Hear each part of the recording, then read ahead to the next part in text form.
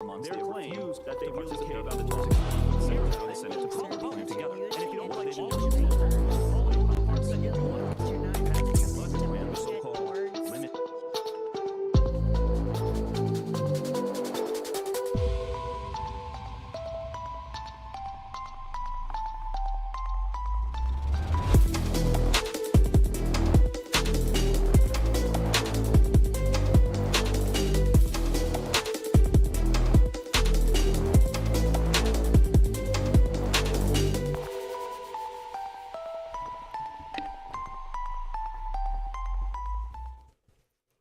Welcome back, Crime Spies.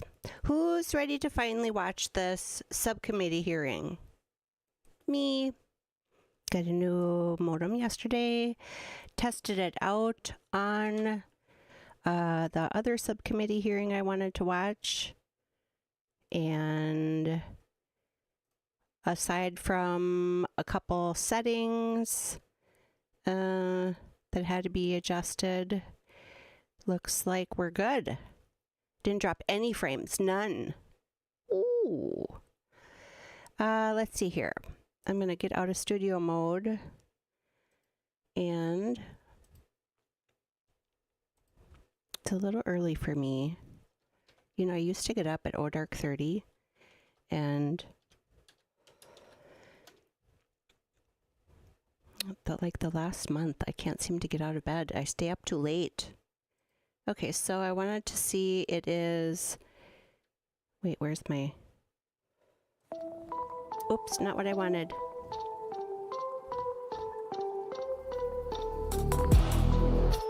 Well, I guess you get to see that again. What is it called? Oversight, okay.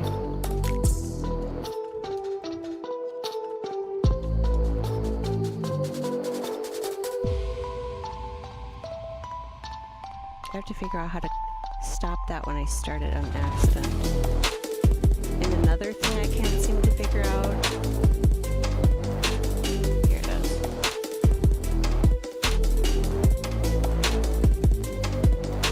Another thing I can't seem to figure out is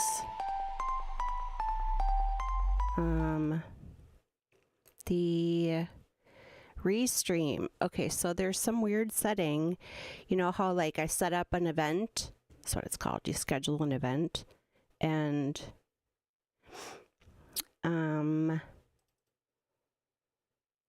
okay. All right. What did it again? Stop. How do we stop that?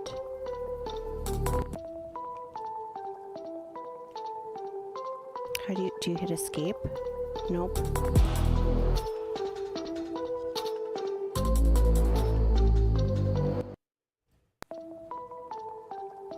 I can still hear it.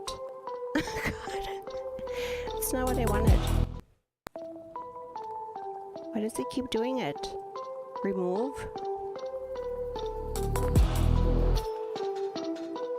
Maybe you can't hear that.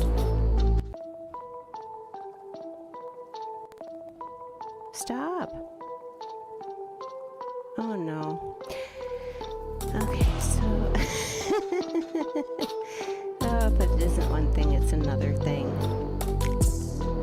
I wonder how I did that.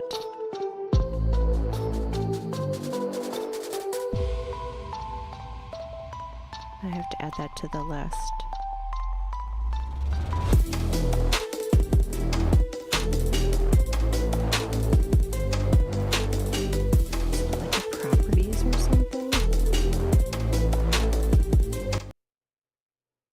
Oh, now it went away. Weird. Okay. Oh, we don't need the penny on there either, do we? Studio mode off. Penny off. All right, so here we go. It only comes in 720. We're going to bump it up to 1.25. And where does it start? Okay, we tried to watch this the other day, but I was having internet issues. I went yesterday, got a new modem and router sitting right over there, tested it last night. Oversight and accountability will come to order, and I want to welcome everyone here this morning. Without objection, the chair may declare recess at any time. The first order of business is ratifying the new subcommittee roster The clerks have distributed the roster electronically. I ask unanimous consent that the committee approve the appointments and assignments as shown on the roster. Without objection, the subcommittee roster is approved. Chief Border Patrol agents who testified about a crisis that was. One of this committee's first hearings at the start of this Congress was examining the worsening border crisis.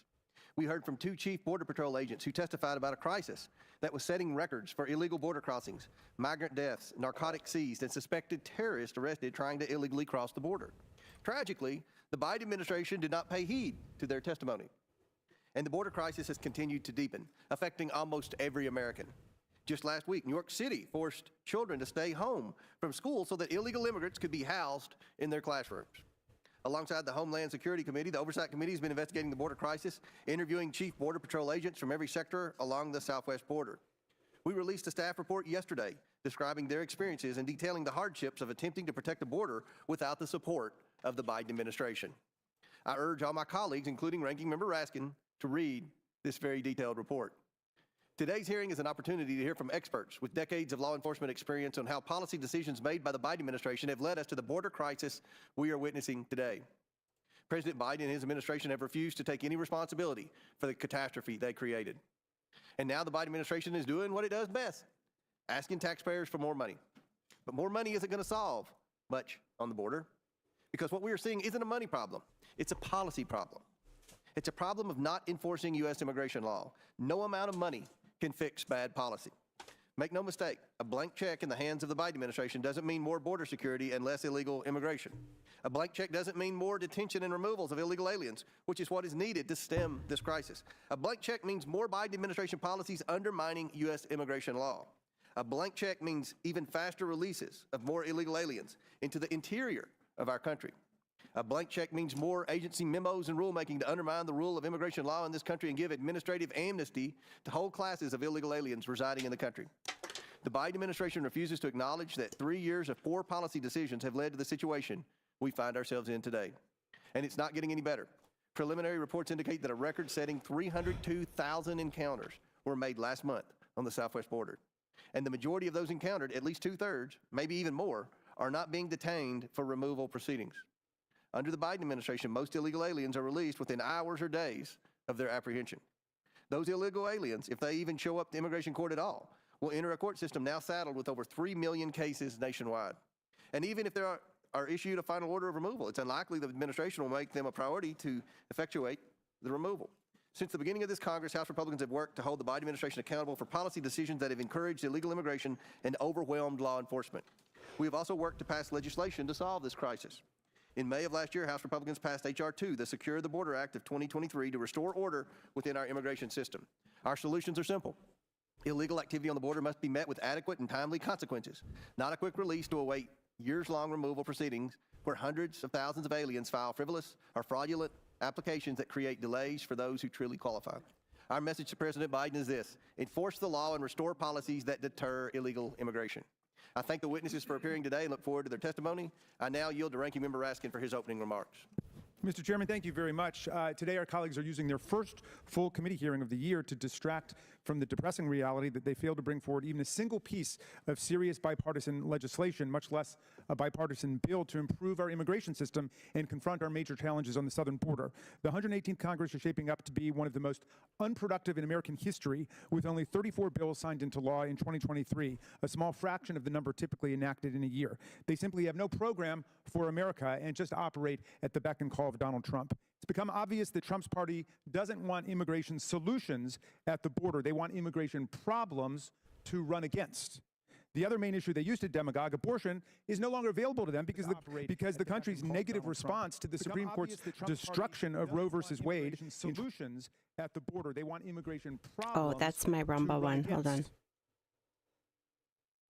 2022 demonstrates this is still a country that prizes freedom, rejects theocratic repression, and opposes the MAGA Republicans' eagerness to pass a national law banning abortion rights. So they can't talk about those plans anymore. The cat's got their tongue. So with no positive program on infrastructure, healthcare, education, or anything else to run on, the do-nothing MAGA Republicans are hoping that simply demagoguing the issue of immigration while not addressing it in any serious way will be their ticket back to the White House. Then Trump can resume the real work that he wants to accomplish, pocketing for himself and his family So we tens got of to pay millions or attention to billions their of dollars talking from foreign bullshit governments like points. Communist China and the murderous monarchs of Saudi Arabia, the United Arab Emirates, and Qatar, and so on.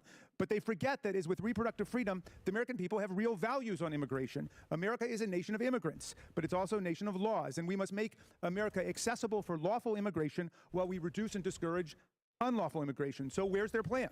The immigration system has been broken for decades. We know that migration surges are provoked by economic and social crisis, war, violence, lack of opportunity, and natural disasters, rather than the specific immigration policies of any particular administration. As we'll hear from our expert witness today from the Cato. Sandy Hook. Sandy Hook was fake. Interesting because of your name. She says, I'm not going to vote for Trump or Biden. Trump is a fake conservative rhino.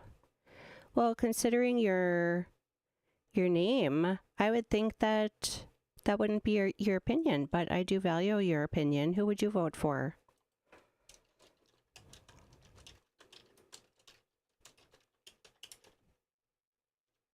I'm not going to lie, I do like RFK Jr., but he has to take a back seat to go up POTUS 45.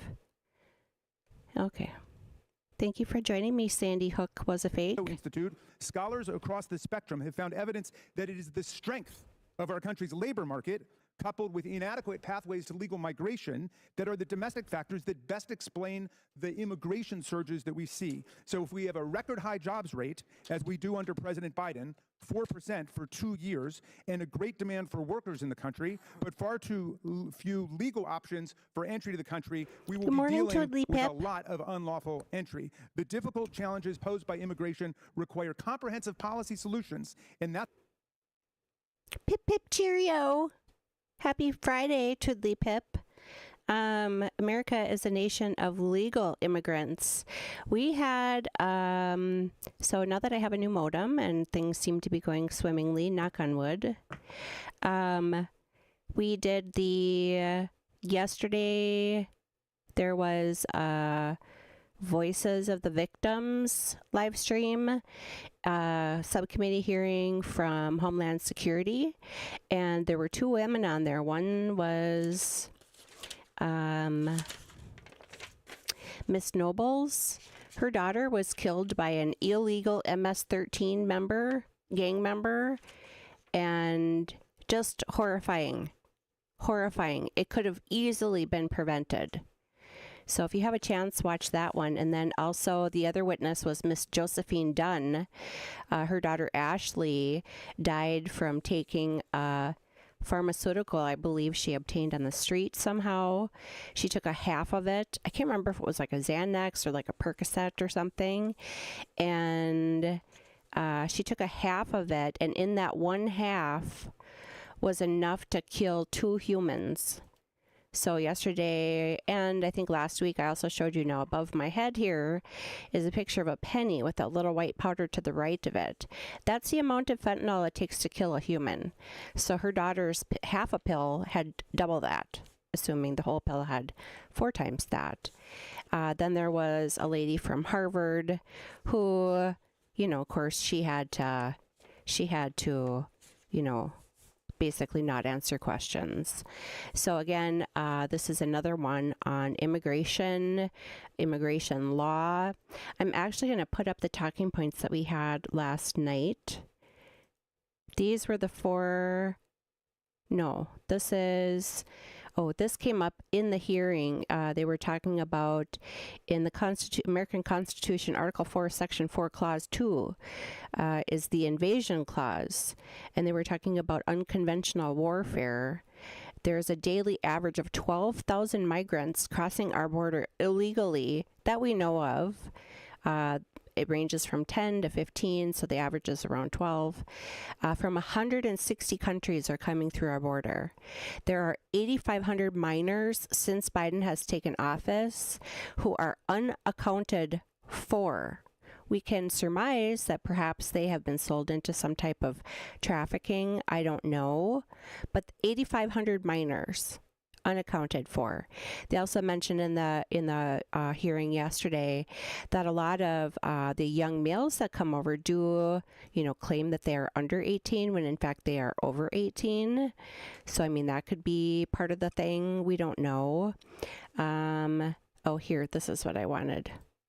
The deflections. These are the 4 deflections that they were using last night. I guess I'll put it on, and actually I think I'm going to leave the penny on too. If we get some chatters on Rumble, I do have the Rumble chat ready to go, but well, the first one, maybe not. I'm not sure. Well, I guess we'll just leave it up. But the 4 talking points last night is, from the left, was we are wasting our time on this Mayorkas impeachment. Okay, so last night, again, it was voices of the victims. And it wasn't the Mayorkas impeachment. That was last week. But they kept saying, this impeachment hearing. It wasn't an impeachment hearing. Those 2 women were heartbroken. The lady in the middle, Miss Josephine Dunn, listen to her opening statement. She was crying so hard. This is so preventable. And then every single time she answered a question, actually towards the end of it, she said something like, or she was asked a question like, what would you say to Mayorkas if you had the chance? And she goes, well, I'm a Christian woman, and I think I'm just not going to say what I'm thinking I would like to say. She was just on fire. And the heartbreak. So I wrote their names down. I'm really hoping that like Tucker Carlson or one of the larger, right-leaning, I guess, media outlets. But again, those of you that took the poll on YouTube last week, 17 of you did. I'm very grateful that you did, because it was overwhelming that most people do not watch these hearings. I don't watch all of them. I typically watch Oversight, and I watch Homeland Security, and I watch House Judiciary. But even the right-leaning, not quite mainstream media doesn't cover a lot of the stuff that you hear in these hearings. So even though, a lot of, because the, GOP is in the majority and the Democrats are in the minority, their talking points are basically kind of the same. But, you do hear things that are answered from the GOP questions that you really don't hear a lot about unless you're listening to these. So again, I appreciate you tolerating my internet issues the last 3 weeks, but looks like we're smooth sailing now. The second thing was there's a government shutdown looming. That was another talking point that they had last week when we watched the Mayorkas impeachment one. The third thing was they need more border funding. And again, actually, this Miss Josephine Dunn from last night, she's got real long gray, naturally, how some women just, they just let their hair go gray. And she had said something like, she was really good. But she's like, they're making sandwiches. We need border security. We need funding to go to border security. If we approve this border funding, they're just going to make more sandwiches for the people. She was so good. And then number 4, our border policies are out of date, and we need to allow for more legal immigration. That's what's causing all the illegal immigration. That's a bunch of hooey too. So there's my 2 cents for the morning. I think my coffee's kicking in. Okay, here we go. That's what Democrats have advanced. On his And again, first day this in is office, President Biden sent 2 days Congress ago, the U.S. Citizenship Wednesday. Act, a strong immigration reform proposal that would modernize and invest in greater border security, expand lawful pathways to immigration and citizenship, we did try to. immigrant Oops, visa what happened here? and combat the underlying conditions We did that try to fuel watch migration this. in the first place. Biden has acted to strengthen the American immigration system and enforcement of our border security laws. He ordered the hiring of 300 additional Border Patrol agents, the first hiring increase of such agents in more than a decade which included the big-talking and wall-obsessed Trump administration. The Biden-Harris team is also engaged in coordinated efforts We did try to watch fentanyl this trafficking by making more Wednesday illicit afternoon, fentanyl-related but arrests in the I last just 2 years than in couldn't the get it prior going. 5 years combined. The administration also ended the gratuitously inhumane and failed policies of the Trump administration, including the cruel separation of immigrant families at the southwest border. The administration repaired and expanded lawful immigration pathways through newly established parole processes and increased refugee admissions.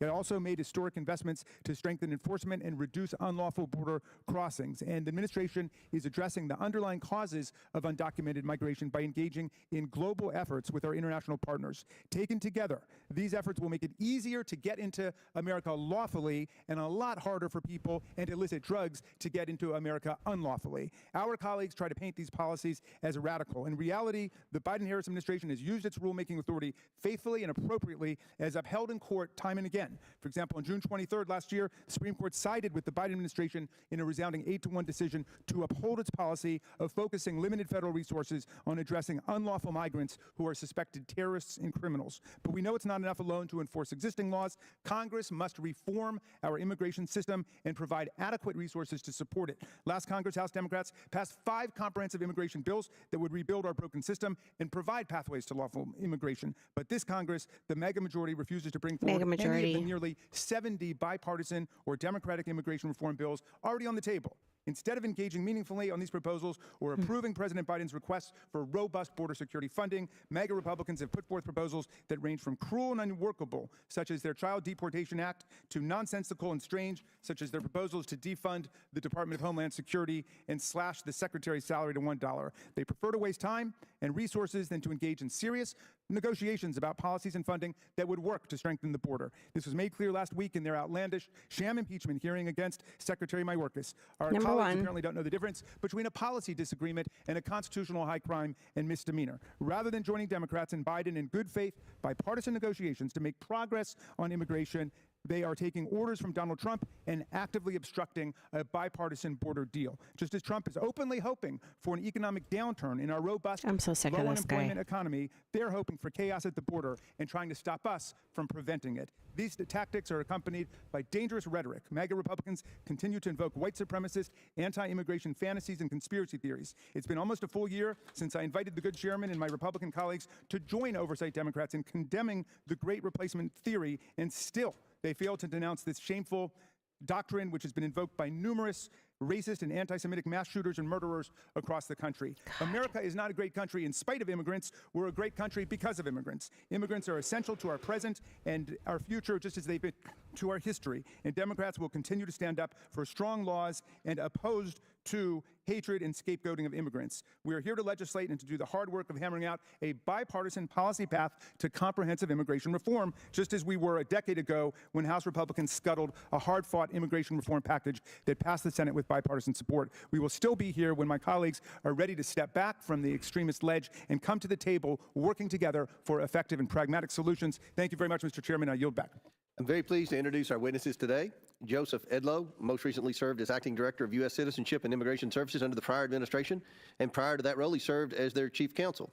He has also served as a Deputy Assistant Attorney General with the Office of Legal Policy and at the Department of Justice. He also has experience litigating before the Immigration Court, serving as an Assistant Chief Counsel at U.S. Immigration and Customs Enforcement in Baltimore for several years. Tom Moman served as Acting Director of ICE in 2017 and 2018. Prior to his appointment, he was the Executive Director for ICE Enforcement and Removal Operations, where he was awarded the 2015 Presidential Rank Award as a Distinguished Executive.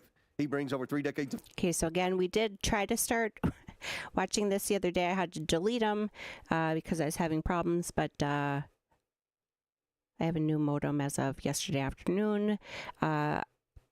Just wanted to mention the middle guy is Tom Holman. He was the acting ICE director for like the first year and a half of Goat POTUS 45's term. Second of all, I just posted in the link on YouTube the crochet pattern. Mimsy was joining me last night for the Voices for the Victims border hearing, and I sent that pattern to her. She's going to try picking up crochet. So hopefully she's going to get some yarn, and let's see, what hook do I use? I usually use the J hook. Actually, this one I'm using a K, but usually the J hook. But I posted that in the chat. I'll do it over on the Rumble side also. And there. All right. Of experience working in law enforcement, including working as a Border Patrol agent. And David Beer is Associate Director of Immigration Studies at Cato Institute, where he focuses his research and writing on legal immigration, border security, and interior enforcement. He previously served as a Senior Policy Advisor for former Representative Raul Labrador from Idaho. I originally invited Attorney General Liz Murrell of the great state of Louisiana to testify at today's hearing. Unfortunately, weather-related flight cancellations prevented her appearance. I would ask unanimous consent to enter into the record a copy of what would have been her prepared written testimony. Without objection, so ordered. Pursuant to Committee Rule 9G, the witnesses will please stand and raise their right hands. Do you solemnly swear or affirm that the testimony you are about to give is the truth, the whole truth, and nothing but the truth, so help you God? Let the record show that the witnesses all answered in the affirmative. We appreciate all of you being here today. Look forward to your testimony. Let me remind the witnesses that we've read your written statements and they will appear in full in the hearing record. Please limit your oral statements to 5 minutes. As a reminder, please press the button on the microphone in front of you so that it is on and the members can hear you. When you begin to speak, the light in front of you will turn green. After 4 minutes, the light will turn yellow. When the red light comes on, your 5 minutes is expired, and we would ask that you please wrap up. I recognize Mr. Edlow to please begin his opening statement. Thank you, sir. Chairman Comer, Ranking Member Raskin, and distinguished members of this committee. Thank you for the opportunity to present testimony today regarding the regulatory and policymaking efforts that have directly undermined U.S. immigration law, triggering a crisis of epic proportions. Using a cadre of intentional mechanisms, the Biden administration has waged war against the immigration system of the United States. Beginning on day one, the Biden administration halted all deportations for 100 days. This was followed by President Biden's executive order on restoring faith in our legal immigration systems and strengthening integration and inclusion efforts for new Americans. The order required DHS, in conjunction with DOJ and the Department of State, to identify barriers that impede access to immigration benefits and to find fair, efficient adjudications of these benefits and make recommendations on how to remove these barriers, thus creating the battle cry of the administration: removing barriers to mass migration, no matter the legality. To that end, Secretary Mayorkas issued a memorandum entitled Guidelines for the Enforcement of Civil Immigration Law, which outlined the appropriate instances in which DHS was authorized to take action against aliens either unlawfully present or lawfully present but removable. While in theory this would seem to encompass many aliens who should probably be targeted for enforcement actions by ICE, in reality, the numerous carve-outs, loose definitions, and required factors for consideration made it nearly impossible to move forward with most enforcement actions. These poorly defined categories could be seen to give even the most serious of criminal aliens a free pass in the interest of equity and justice. The administration has engaged in numerous rulemakings aimed at so-called efficiency and expediency at the border. These regulatory efforts focused on border processing and on immigration court procedures have been haphazard, creating more confusion at the border, and are largely in direct conflict with congressional action, a clear violation of the Chevron doctrine. These regulatory actions that purport to be tough on illegal border crossers more likely incentivize than deter aliens. The actions render moot anti-fraud measures and upend the congressional determinations on the credible fear process itself. Even more concerning, these actions put pressure on immigration judges to conclude cases quickly while simultaneously eroding ICE's critical role in the immigration court process. The intended result is non-adversarial immigration court hearings where the presumption always favor the alien seeking relief. Lastly, the parole abuse continues to be a tool in the Biden administration's arsenal, as unlawful mass parole programs have played a large role in artificially decreasing numbers along the southwest border. Categorical parole programs flagrantly disregard the plain language of the statute, which unambiguously limits parole to case-by-case matters and for very specific reasons. The results speak for themselves. Removals are the ultimate measure of effective immigration enforcement, and the numbers clearly demonstrate the stunning decrease during this administration. ICE has removed aliens at a rate of 3.5% of the aggregate number of encounters compared to 32% during the previous administration. As for border encounters, under the current administration, Customs and Border Protection has recorded more than 8.5 million encounters at America's borders, including more than 7 million at the southwest border alone. As each memorandum, regulatory action, or policy decision is announced, the crisis at the southwest border grows exponentially. The system has been brought to its knees, and the administration does not appear to be slowing down. One thing is clear: this is all by design. These actions have created instability, not only for national security, public safety, and the economy, but for the aliens themselves, who are allowed to remain in a quasi-status that is far more akin to limbo than to lawful status under the Immigration and Nationality Act. The efforts undertaken by the administration have simply undermined our system and need to be reversed immediately. I implore this committee to continue its investigations and to take all necessary actions to ensure that the laws are faithfully executed and enforced, that order and integrity is restored to U.S. immigration law. The Department of Homeland Security and the Department of Justice must be subject to aggressive oversight and be made to explain why enforcing the laws as Congress has prescribed is simply not an option for them. They must be made to account for their policy choices, and they must be forced to repair the damage. This country is unable to fulfill its critical humanitarian mission, nor fairly and expeditiously provide proper immigration benefits until this crisis is quelled. A return to the rule of law is long overdue, and it is incumbent upon Congress to demand that corrective action be immediately taken. I thank you all for your attention and interest in this matter and look forward to answering your questions. Thank you. Mr. Harmon. I started my career in immigration enforcement in 1984 as a Border Patrol agent. I've worked for 6 presidents, up to Donald Trump. Every president I've ever worked for took some steps to secure the border, because they understood you can't have strong national security if you don't have border security. But President Biden is the first president in history of this nation that I know of who came in office and unsecured the border on purpose. And even President Obama gave me the Presidential Rank Award, highest award available. Because what was I doing at the time? I was locating and deporting people in the country illegally. So we went from the most secure border of my lifetime, and it's not just my opinion, I've done this for 34 years. Anybody can go to cbp.gov, look at the data. We handed this administration the most secure border in my lifetime. And within months, we went from the most secure border to historic illegal immigration, numbers we've never seen before. And it's not because it's seasonal, it's not because of climate change, it's not because of Trump.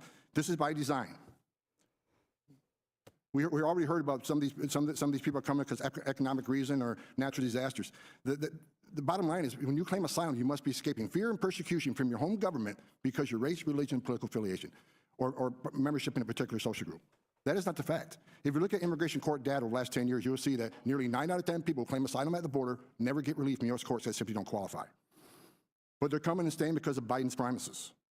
I wrote an op-ed 6 months before the election. I said, President Biden becomes president, we'll lose the border, based on the promises he was making during the campaign. And he's kept those promises. Right now, we have record numbers of illegal aliens coming across the border. Catch and release is rampant. Right now, Secretary Mayorkas already said 85% of everybody coming to the border is being released in the country. They're not being detained.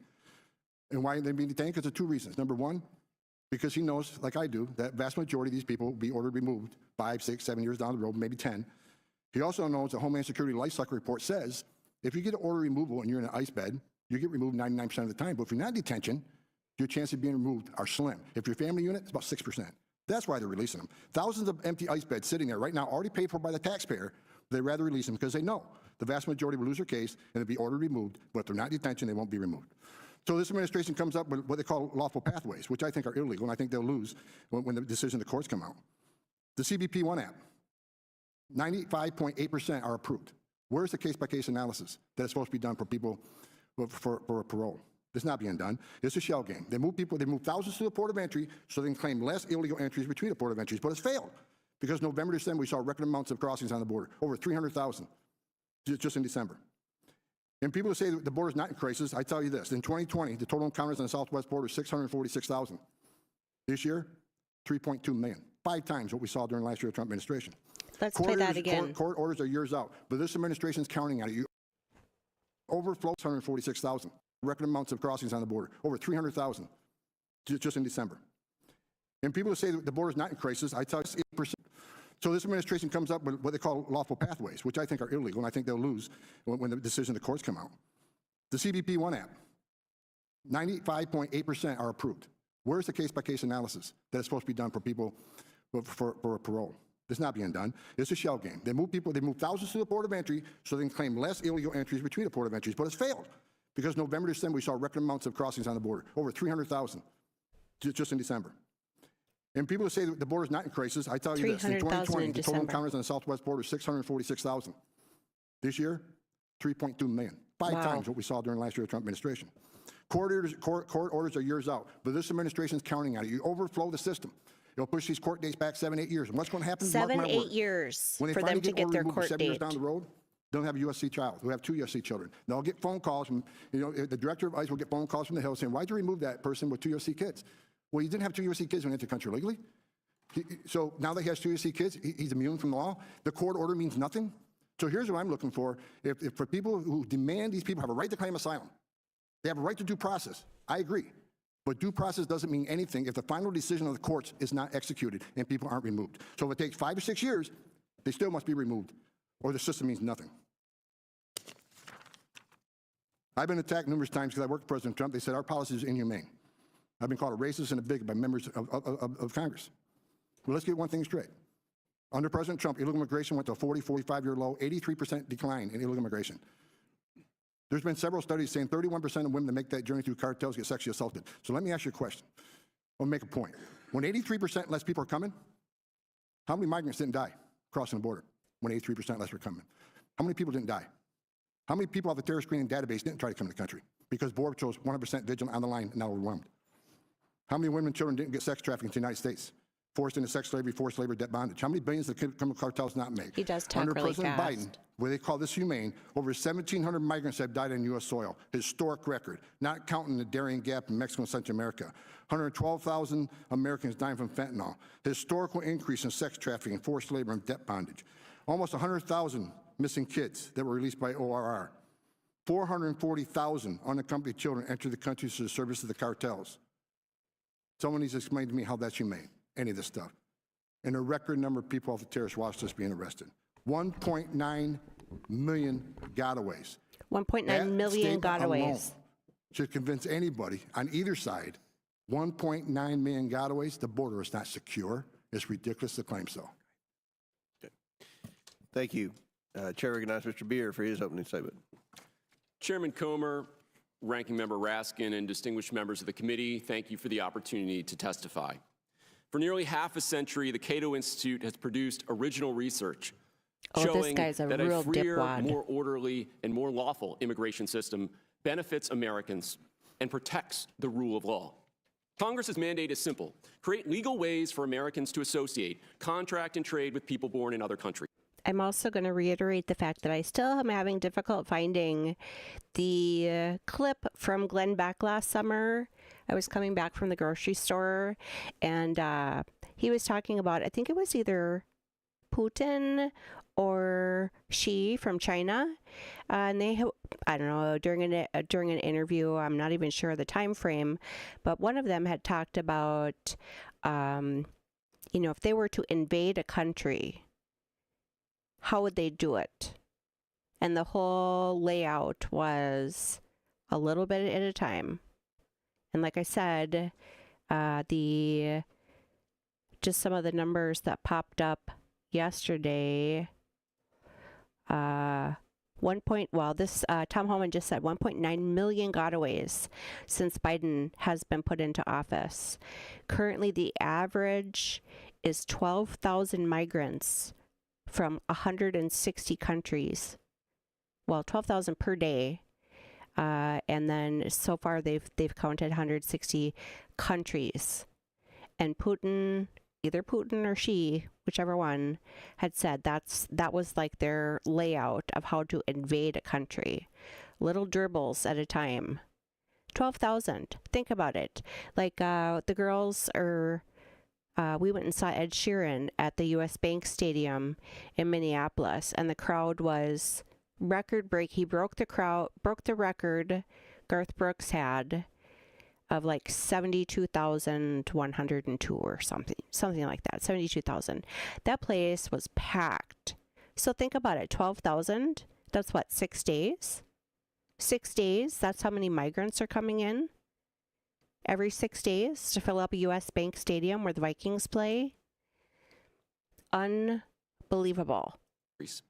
Unfortunately, America's legal immigration system was originally designed a century ago and last updated in 1990. So this is the lefty's darling for this hearing. Listen to him. Failing for decades. But then, starting in January 2017, it faced an assault. And I probably shouldn't disparage those on the left-leaning side of the aisle, but something like this, the border, I would think that this is something that we can agree upon, and we can't. The right or the left, they can't agree upon it. Why? Because the left has their agenda, and the right is trying to unscrew up the things that have gone on for 3 years here. I had somebody in the chat yesterday saying, I don't trust anybody on the right side. Oops, there goes my iPad. They say, all the ones on the right are just rhinos. They talk a good talk, but they don't do anything. And I had to push back a little bit and say, well, on the 3 committees that I typically watch, this one is Oversight, Homeland Security, and Judiciary. You've got Clay Higgins. You've got Jim Jordan. You've got some... Dan Bishop is another one I think is fan. I mean, there's some really great ones. That gal from the Ukraine, I forget what her name is. They're trying their hardest. It's a little hard when we're in the minority in the Senate to get this shit passed, but there you have it. So I don't mean to disparage those on the left or the right, but you know, I guess I should just talk about this guy, and the things that he is saying is not. What other country do you know in the whole entire world that you can just walk across the border and say, "Oh, I'm being persecuted by the United States. Let me in, feed me. Let my children go to your school"? Unlike any in None. American history. Zero. For 4 years, the prior administration relentlessly and often illegally undermined every fundamental aspect of our immigration system. For the first time in modern U.S. history, a president used his authority to ban legal immigration. Visa issuances cut 80%, refugee arrivals down 92%, Afghan allies abandoned to be killed by the Taliban. For the first time since the Refugee Act of 1980, an administration completely unilaterally nullified asylum law to send people back to persecution and torture. As it spent incalculable resources shredding America's immigration system, it never secured the border. December 2020 saw the most Border Patrol arrests for any December going all the way back to the year 2000. And the most successful illegal entries in almost as long. What is that statistically? What percentage of how many people have crossed over? Not the actual number, ding dong. Enforcement system, too. In December 2020, immigrant detention fell to the lowest level since the 1990s. ICE removals were at the lowest levels in the history of the agency to that point. Immigration courts finished the fewest cases on record. The current administration pulled the system back from the brink. Legal immigration, obliterated by those 4 years, is finally back. It saved the U.S. tourism industry, rescued countless small businesses from closure, and reopened America for investment again. It saved tens of thousands of American allies from the Taliban. Of course, bringing back a flawed system was never going to be enough. With liberty on the retreat around the world, more displaced people are migrating than ever. And with U.S. job openings at record highs, more people are choosing America as their destination. The administration took dramatic steps to respond to this challenge, forcibly removing more immigrants than any year since 2001. It even removed a higher share of border crossers during its first 2 years in office than the prior administration did in its last 2 years in office. But those efforts did not show results. And to its credit, it changed its tactics and launched pilot programs that allowed some people the ability to apply to enter legally. Totally, Pip. Yes, that's what I was talking about. The lady from Ukraine. Thank you so much. Illegal immigration by those eligible for them. They it's like you're my mind reader. Illegal immigration by Haitians and Cubans. This is not enough. And I'm sure my colleagues are saying, where's the David Beer that spent the last 3 years criticizing this administration? And that's fair. I'll take that criticism. But what I won't take is criticism of this administration's efforts to rebuild this system from the very people who spent 4 years undermining every aspect of that system. It would be laughable if they simply stopped at ripping the system apart. But instead, they said, you know what these immigration laws should really be used for? The torment of little kids. They turned down prosecuting sex offenders just so that they could make sure the last image a child saw of his mother was her being dragged away by a Border Patrol agent. We can do better. We can have a humane and orderly immigration system. But we need to start with the premise that people are not the problem. People are the ultimate resource. The problem is the illegality, the chaos, the disorder. But we can fix those things with a better system. So sure, let's debate the particulars, but let them come legally. Thank you.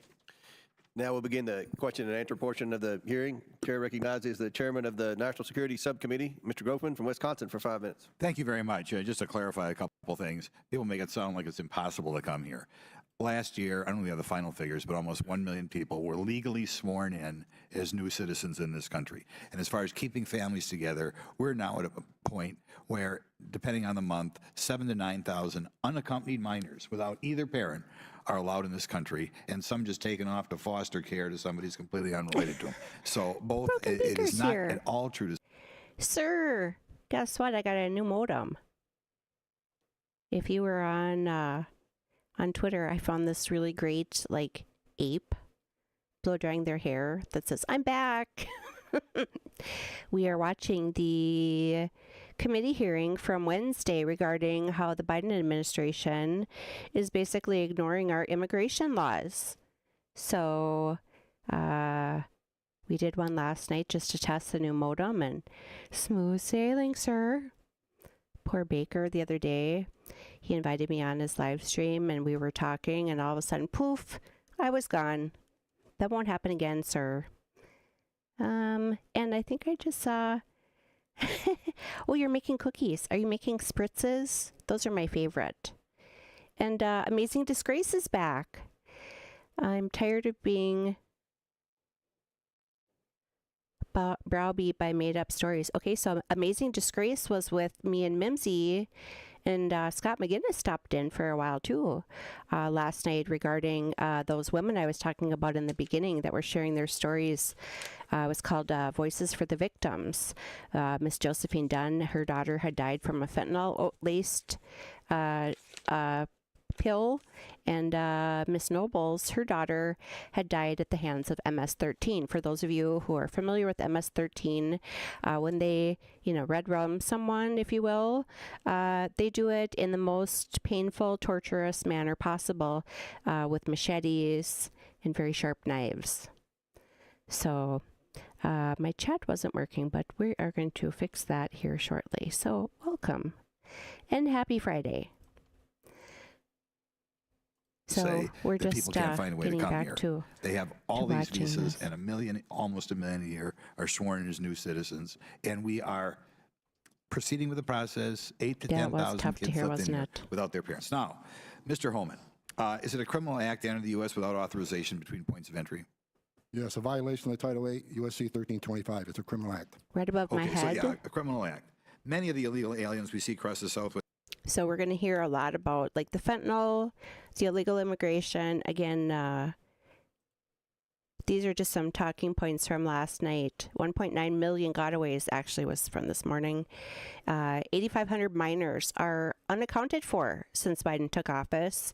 And there's a daily average of around 12,000 illegals crossing the border that we are aware of. The migrants are coming from approximately 160 countries that we know of.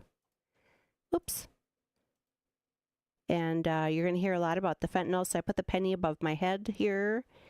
To the right of the penny, that little tiny speck of powder. That's how much it takes to kill a human of fentanyl.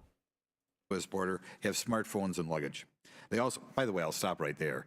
You're familiar with the border. Do you buy in this idea that all these people coming here are it's just destitute, gotten way or are there worse, some people Broken that Baker. are pretty well off given where their countries they came from? Well, people are coming from 180. Oh, no, he says 180. Broken Baker, I feel like I've heard this hearing twice a year since 2014. There has been overwhelming border hearings lately. Like this is 2 this week. There was a couple last week. Mayorkas impeachment was 1. I know in November there was like 3, bing, bing, bing, right in a row. In different countries. So Like I said, I like to listen to these, especially from the Oversight Committee, the Homeland Security Committee, and the House Judiciary and Homeland Security Committee hearings, because this is how I get my information. A lot of this stuff they don't really cover anywhere, really, but like unless I you're said, listening you to go to the them. immigration court data, the vast majority of these people will be ordered removed because they don't qualify for asylum. They're using a loophole by claiming asylum, saying a few key phrases taught by the cartels to get released in the United States. Many don't show up in court, and those that do show up in court that get a final order removal won't leave because the Secretary Mayorkas has said to ICE, being in the country illegally on its own isn't enough for ICE to seek an arrest. Oh, okay, Which they're is just gonna breaking bring the more law people. They right know they can when enter the they country legally. As long as they don't cross. commit a serious crime, ICE isn't looking for them. Okay. Okay, The so, media and this basically administration until claim that they many illegal aliens come red from rum countries someone, they with don't poor get economic conditions or gone. crime. Are poor economic conditions Oh, I can turn it coming up. here from Brazil or Great whatever, success. economic downturn? Are poor I economic put a couple conditions or filters on general it. Okay, fear I'm of just gonna crime, explain. like if Thank you for letting me know. I did put a couple filters on the subcommittee hearing. I do have the like green, yellow, red meter in here. The problem with these subcommittee hearings with the audio is some people come in really loud and some people come in really quiet.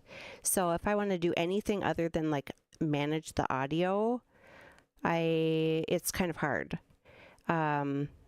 For me, I am an accountant, not an audio engineer. But I did put a couple filters on my microphone and also on the audio to kind of level out. Kind of low in my opinion. Okay, I can turn it up. I talk kind of quiet. Okay, I'll put it so it's in the orange zone. But I'm trying, there's two filters you can put on it that will make the quiet stuff louder and the loud stuff not as quiet. Okay, well, now I'm in the orange zone. I just don't want to go in the red zone. And, you know, like when I hear things, it sounds totally fine. But I know when you guys hear it, it's different. But anyway, thank you for letting me know. I did turn it up. I mean, I guess I could jack it all the way up, but... Somebody comes in here from Chicago, Mexico. Are they valid legal grounds for granting an asylum case? No. Asylum is you're escaping fear and persecution from your home state government because of your race, religion, political affiliation, or participation in a specific social group. Okay. Well, what happens to these frivolous claims that are made by illegal aliens released by the Biden administration, assuming they even apply for asylum in the first place, and many don't? And is there an impact on the courts and the USCIS? Well, let Mr. Edlow talk about CIS, but the courts are backlogged by millions of cases. Some of these cases are going to be out 7-8 years. So it's had a tremendous impact on the immigration courts. But again, that's by design. You flood the court system, put the hearings out 7-8 years, then the people build equities. And when they build equities, U.S. citizen children buy a house. It makes it more difficult to remove. Vast majority become fugitives. They'll ignore the court order. They'll go into hiding, waiting for the next giveaway, waiting for the next amnesty, waiting for the next DACA. Now, I want to just clarify some numbers here so we understand the size of the program. As I understand it, in December, over 300,000 people entered this country and were allowed in or were gotaways who just got their way in. And when the last administration left office, that number was, depending on the month, 5,000 to 20,000. So it's increased by a factor of about 30 to 1. Is that accurate? 30 times more people coming into the interior of this country than 2 years ago? It depends on what month you look at, but overall, like I explained earlier, total encounters were 5 times as many under this administration of Trump. And the gentleman to my left talks about percentages of people being removed under Trump, moved under Biden. Well, here's the difference. Percentages of 2.3 million is a lot different than percentage 646. It's not about percentages, it's about how many people you release in the country. And there's zero comparison between the Trump administration and Biden administration. In the 2020 data he's talking about, let's remember, it's COVID. Immigration enforcement in the interior was shut down. So, you know, the numbers are clear. The Remain in Mexico program, a game changer. People can still claim asylum, but they wait in Mexico. That was a game changer. People stopped coming. People stopped putting their lives at risk. People stopped selling everything they had to come to the United States to be released. And what happened after 2 months of Remain in Mexico? They stopped coming, which means less people died, less women were sexually assaulted. The criminal cartels made less money, less drugs got into the country because the Border Patrol 100% on the line, vigilant, doing their job. Less people drowning in the Rio Grande, less people dehydrating in the Arizona desert. Amen. We have one more question. If the vast majority of illegal aliens have no legal basis to enter and remain in the U.S., why is the Biden administration releasing millions of them into our country rather than detaining and deporting them? Because they have the same data points I have. They know that a vast majority will get order removal. Well, if they're not detained, the chances of ever them leaving are very slim. Again, this is by design. There are thousands of empty ICE beds already paid for by the taxpayer, but this administration would rather put them in a hotel room at $500 a night with free medical care, 3 squares a day. And, you know, and the policies this administration is driving illegal immigration. They know, the cartels sell the fact, you can cross the border legally, you get processed quickly, you get flown to the city of your choice, a taxpayer dime, you'll be put in a hotel and be taken care of. And even when you lose your case, you're not going to be removed because the secretary told ICE, unless you're convicted of an aggravated felony or you're a national security threat, you're not a target for arrest. That drives more people to come. Thank you. Thank you. Chair recognizes Mr. Raskin from Maryland. Thank you, Mr. Chairman. Oh, goody, Mr. Beer, Raskin. My Said nobody colleagues ever. claim that the Biden-Harris administration has failed to secure the southern border, but these claims were directly and overwhelmingly contradicted by multiple...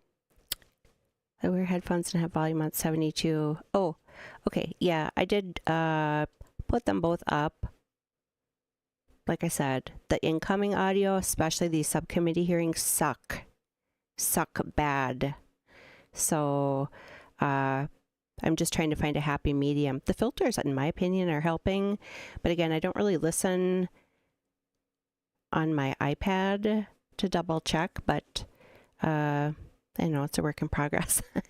So we just try to find a happy medium.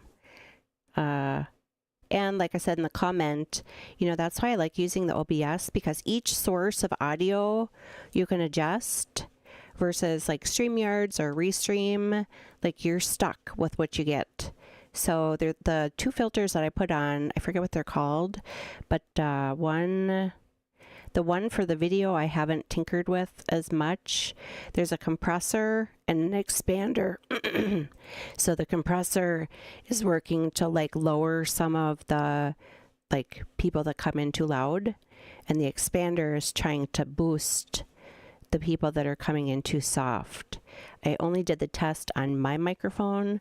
I haven't done it on them yet. That's more tinkering to do. I'm just so happy the internet's working. I can't even tell you. Multiple chief patrol agents Haven't from dropped any the frames, U.S. Border none, Patrol, zero. witnesses with direct knowledge about border security, who the Republicans themselves brought before the committee last year. Actually, I'll go Fortunately test it. for I have to go America, get but more unfortunately coffee for anyway. the Republicans, the chief patrol agents confirmed that their ability to secure the border has dramatically increased under the Biden-Harris administration, thanks to increased funding for resources. For example, the chief patrol agent responsible for the Del Rio sector of the southern border stated last year, and I quote, "Because we've gotten more detection capability, because we have, as you said, more on the way, we've got the additional processing coordinators, we are in a better situation than we were in years past." The chief patrol agent responsible for the Big Bend sector told the committee last year, and I quote, "We reduced the entries and gotaways in Big Bend sector over the course of the last 2 years. We've been very successful." Mr. Beer, given the feedback of these chief patrol agents, is it credible in your view for Republicans to characterize border security under the current administration as weaker than under the last administration? Not at all. I mean, if you look at 2019, for example, you had almost 1 million encounters that year, which was half of the level that we're seeing now. And yet, despite having much lower total numbers, they still weren't removing a higher share than the Biden administration did. So yes, there's been more resources put in. There's been more effort by this administration. I mentioned the number of removals being the highest since 2001. So the idea that they're not putting in the effort is really, I mean, it's offensive to the Border Patrol agents who are doing their job. Those agents also explained that DHS Secretary Mayorkas' policies have been successful in reducing unlawful crossings while also expanding lawful pathways for people fleeing countries experiencing economic and political turmoil and violence. Mr. Beer, has the Biden-Harris administration been more or less successful than the Trump administration's DHS in removing migrants who illegally cross the border? Yes, they've been more successful. They removed a higher share during their first 2 years than the Trump administration did in its last 2 years. And if you look at the trend over time, starting in 2017, the number of successful illegal entries went up each year under the Trump administration and peaked in December of 2020, reaching the highest levels in almost 15 years. And yet, Mr. Homan says also that most immigrants don't attend their immigration court hearings. The information I have from the American Immigration Council says that 83% of immigrants actually do attend their court hearings. Who's right about that? Well, the data from the Executive Office of Immigration Review disproves their claim. They know that they are showing up for the hearings, which is why they don't want to give them a hearing. They don't want to give them the opportunity to prove their asylum claim, and they want to remove them without the ability to make that evidence available to the court. So yes, they do show up in court. And when you're talking about the 17% that fail to show, in many cases, that is a result of the fact that ICE is putting people in immigration court proceedings in cities that are far flung from where they're going. So it's often not the fault of the migrant themselves who failed to show up in court. I think that you articulated well what most American people feel, which is that we should discourage as much as possible illegal immigration into the country and encourage and proliferate possibilities for lawful immigration. After all, we've got a job shortage under this booming economy. We've had 4% or less unemployment for more than 2 years now. So are there policies that we could come together on in a bipartisan way to advance these goals? Oh, absolutely. I mean, I think the administration has proven that the idea of legal immigration as an alternative to illegal immigration is a valuable one, and they did it using their parole authority. Unfortunately, that's a temporary status. It has to be renewed. The administration could take it away at any time. Providing that same opportunity, but with congressional action that provides a permanent path to stay, would be a much better option. And you're absolutely right. Over the last 3 years, we've had an average of about 10 million job openings every single month. That's why they're coming. Pay attention to your free market fundamentals on this. Thank you, Mr. Beer. Mr. Chairman, I have a unanimous consent request for introduction to the record about the memo on transcribed interviews of these chief patrol agents. Without objection. But if I could ask you also, Mr. Chairman, can we release those 9 Border Patrol transcripts from last year of all of these agents who testified? We'll get back with you. Yeah. Terrific. But no, I said I'm happy to take that issue up with you. at Point another of order. time. Today's hearing is about the border crisis, a crisis that this administration has created. We've heard the mayor of New York City, we've heard the mayor of Washington, D.C., we've heard Democrat mayors all over the United States talk about this issue. We have highly qualified witnesses here to discuss this serious matter. So I suggest that the questions are addressed to the witnesses today. We have good witnesses, so let's Mr. Chairman, point of order. state your point. I would just like to inquire from the chairman as to why there would be resistance That's to not a releasing point of the order. full That's not a point of order. transcripts, Not a point of order. of the All Border right. Patrol agents that Not a point you of order. interviewed, and why you don't want the public to see those transcripts. State your point. Yeah, are we going to, after you've ruled on something not being a point of order, are we going to allow members to just keep talking No, over you? she's out of order. All right. We're resuming questions.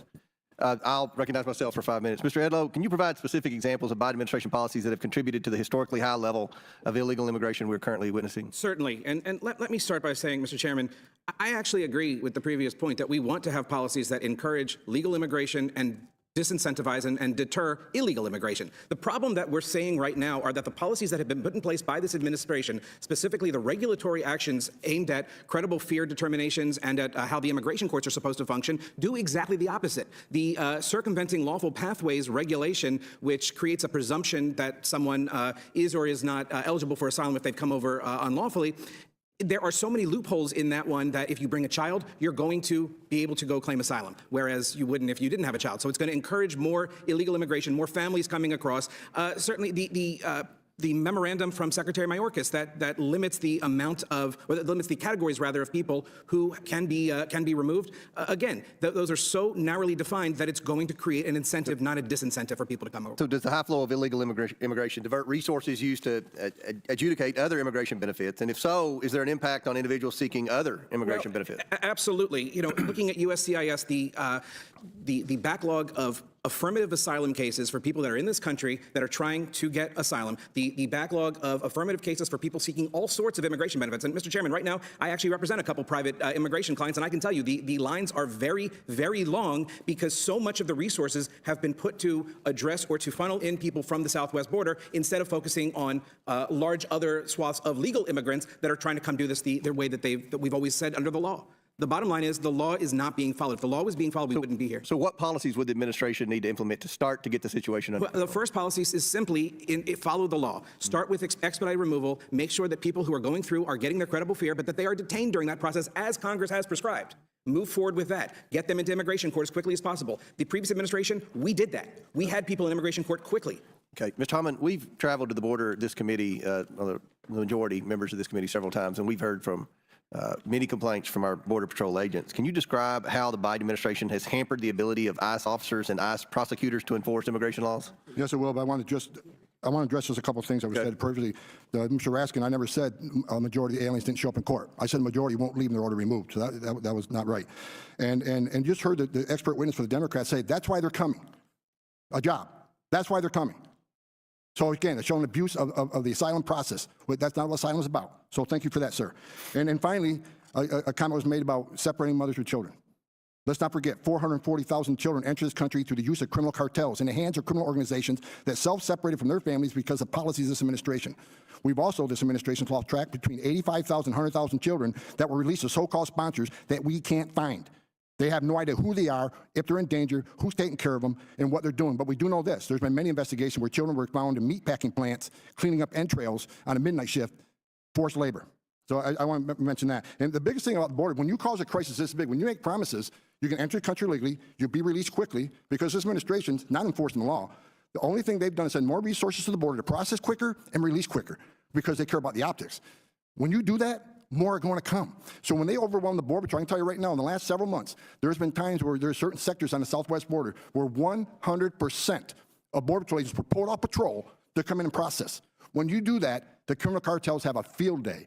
They know if there's, on average, less than half the border patrols on patrol, sometimes 70, 90%. So what they do, they'll send a big group of people through one area, 200 family groups, knowing that whatever's left on the border is going to seize to that opportunity for the humanitarian crisis, because a lot of these people are in bad shape.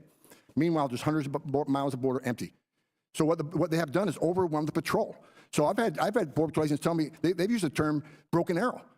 When they're off the line, they're frustrated because they don't know what's coming through the parts of the border where there's no agents, because they're all busy making meals, making hospital transports, making baby formula, taking care of these humanitarian issues. That's the issue. They've created the biggest national security crisis I've seen since 9/11 because we got 1.9 million gotaways. So I don't care what, everybody can talk about the data all you want. 1.9 million known people have entered this country. We don't know who they are, where they're from, or why they came here. But I'll tell you this, they've arrested people from 181 different countries. Some of these countries sponsor terror.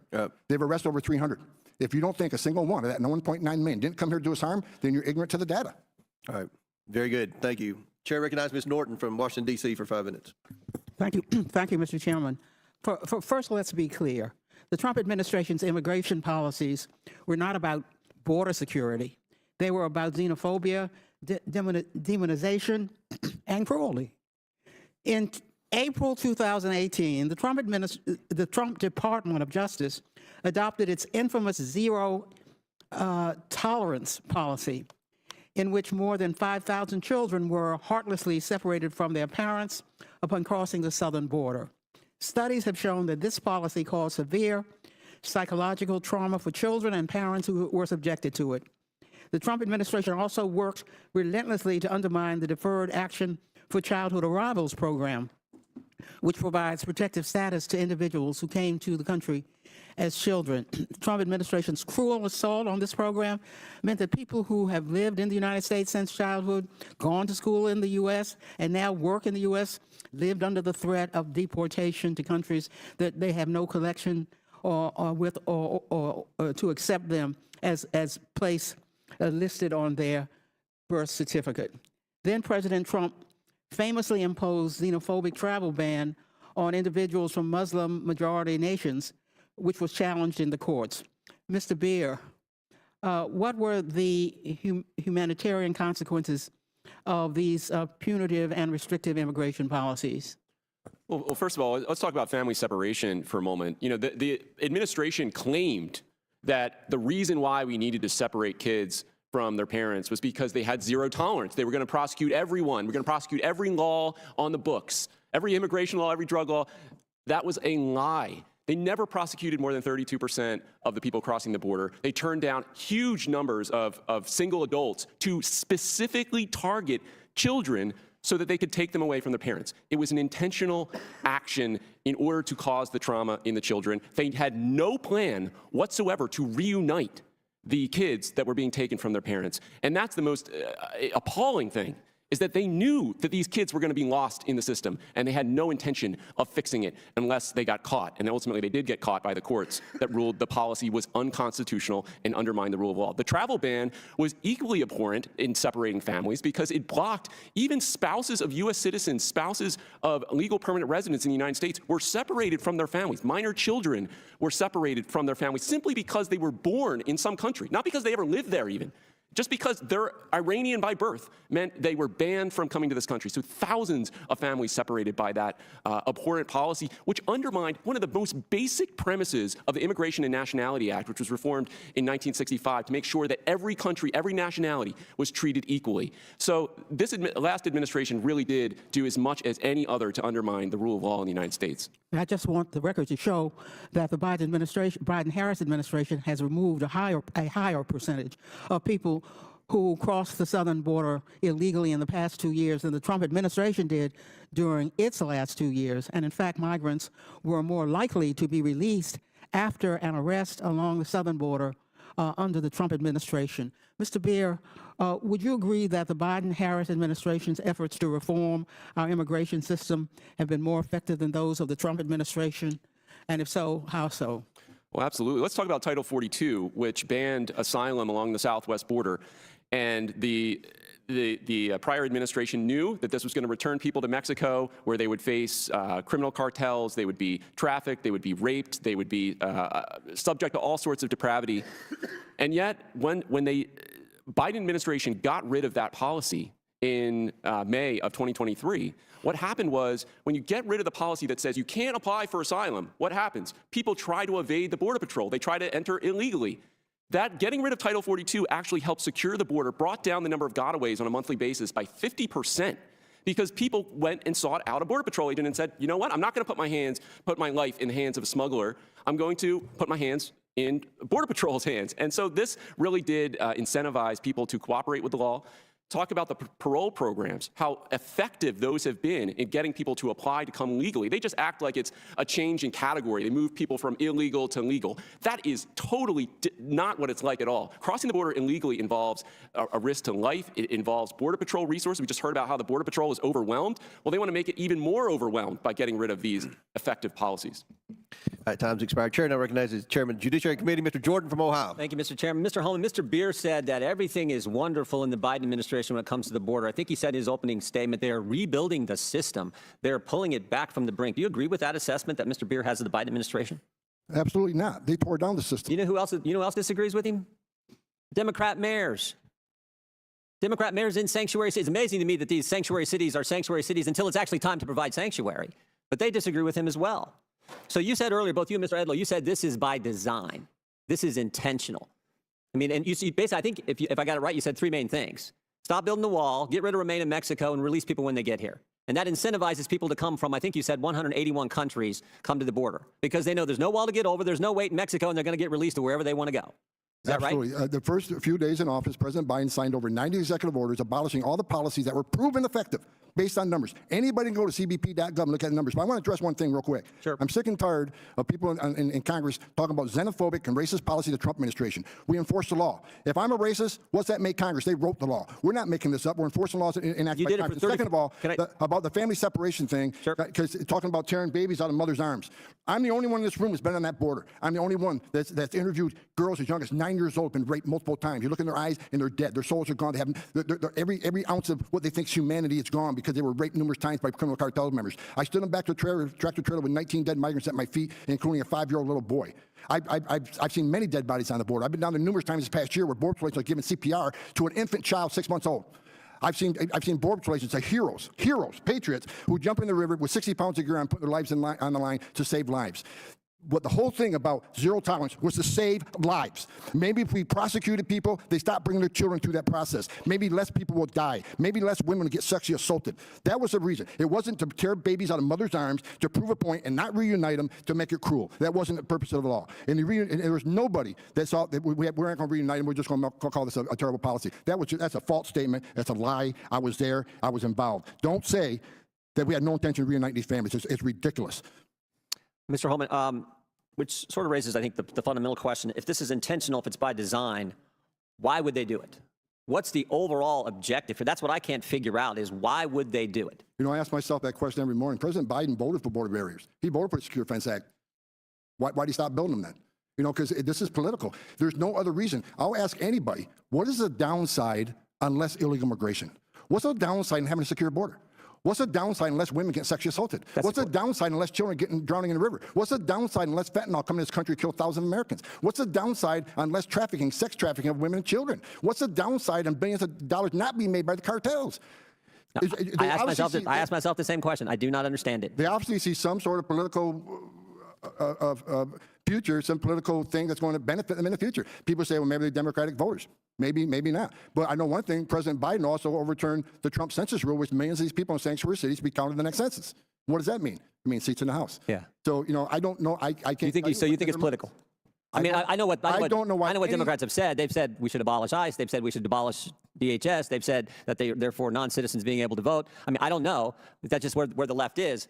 But that to me is a fundamental question. That's a question I think Americans are asking. I get it all the time. Why would they allow this kind of situation to happen? Because the way I figure it, we're on pace to hit 12 million migrants coming in the country in the Biden administration. That's the magnitude of this phenomenon. 12 million. That's equivalent to the entire population of our state of Ohio, 7th largest state. Now that's never happened, and certainly, I mean, that's an unbelievable number. That's what we're on pace to do. It's being done intentionally. I think the American people like to know why. I think more importantly, the American people like to stop. Finally, I just asked this question. I don't see. Well, I'll let you and Mr. Edlow respond to that. Well, bottom line is, while we're sitting here arguing this thing, while we're sitting here talking today in this beautiful room, women are being sexually assaulted making this journey. A child's going to die today. Over 300 people are going to die from fentanyl poisoning that's coming across the open border. When you take a vast majority of border patrol agents off patrol, off their national security duties, bad things happen. That's when the criminals come across. That's why did 1.9 million people didn't take advantage of the free giveaway? Why not turn yourselves in? Get processed, get transported to the city of your choice, get work authorization, get a hotel room, get 3 meals a day. Why did 1.9 million people say no? I want to get away. Why? Because they didn't want to be vetted. They want to be fingerprinted. That just scared the hell out of everybody. Yeah. I've done this for 34 years. I've never been more concerned about the safety and security of this country right now than I am right now because of 1.9 million gotaways. That scares the hell out of me. Okay.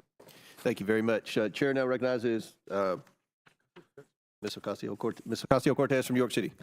Thank you, Mr. Chair. I appreciate it. Goody. You know, there's been this question about why would we want to make documented legal pathways to immigration more accessible in this country? It must be due to some political motivation. It must be even treasonous to think that expanded and more orderly pathways to citizenship would be even wanted. But let's talk about it.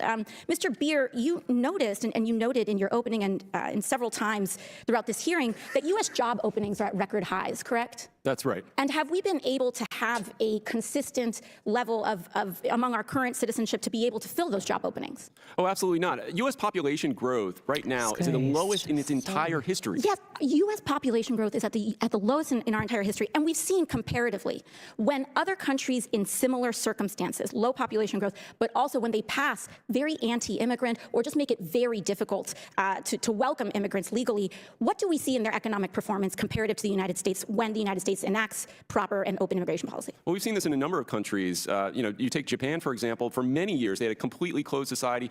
They ended up with a huge population of elderly people with no one to care for them, no one to pay into those systems. And now they're finally opening up because they're recognizing the crisis that it has created by keeping people out and preventing people from contributing. Yeah, thank you so much. And it shows that that countries that adopt anti-immigrant policies invariably end up, especially with the demographic trends the United States has, end up in economic stagnation. In fact, what we're actually seeing is that this is starting to precipitate here in the United States. I'd like to submit this article from PBS NewsHour to the record, Mr. Chair.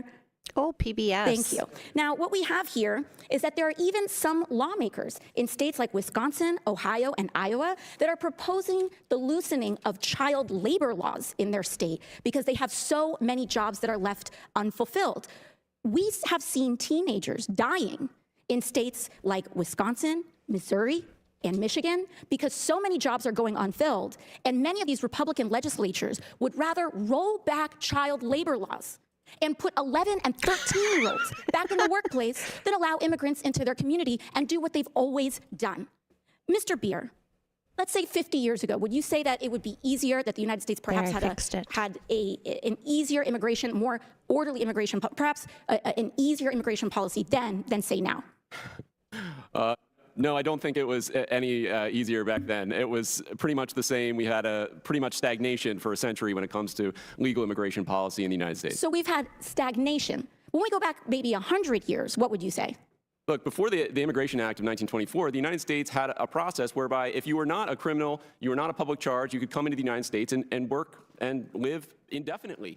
Anyone in the world could come to our country, except for the Chinese. Yes. But for the most part, anyone in the world could come. And so that was the standing immigration policy about 100 years ago, meaning that unless you are an African-American member of this body, unless you are a descendant from Puerto Rico, Guam, or a U.S. territory, virtually every single member of this committee is here today as a result of, and thanks to, more open U.S. immigration policies. And the idea of slamming the door when we desperately need these migrants, when we desperately need it, and what we need is an orderly process. It's not that we don't need or want folks to come, it's that we actually have to make it easier for these individuals to participate in our economy, get a job, support themselves, and live the American dream. And what this conversation is about defending the American dream. We cannot allow that to change. And that's why Democrats in Congress are using immigration policy and advocating for immigration policy that can be documented, that people can get a job, put a shirt on their back, support their kids without being a public charge, and defend the very soul of what it means to be an American. And with that, I yield back. So Chair now is recognizes it Ms. Fox better from to, North Carolina. Thank you, Mr. Chairman. punctuate what you're saying by being here today. Shifting your body to the side? We all want annoying. people who come here legally. And yes, we are descendants of legal immigrants. But my colleagues on the other side of the aisle is making an argument that's often blamed on Republicans, saying that we want to bring people here so we have cheap labor. That argument just made is that's what we need to do, is bring people here for cheap labor. I have new internet now, so no more... No more internet problems. I appreciate the comments that have been made by my colleagues before me. Can finally get through this hearing. As they've said, the Biden administration has consistently shown a lack of leadership and unwillingness to secure our southern border. It's also a dereliction of duty. In spite of this, June, I also put in the description box underneath the pattern to the easy peasy beanie. I got some more yarn yesterday. So many in the public sphere Happy claim Friday, Congress everyone. must pass new laws or adopt a border deal in order to secure the border. But it's difficult to comprehend this position when we can look at the Trump administration's handling at the border and the success achieved regarding border security while using the same authorities available to the Biden administration today. So, Mr. Holman, why did the Trump administration not see such high numbers of illegal aliens pouring across the southern border?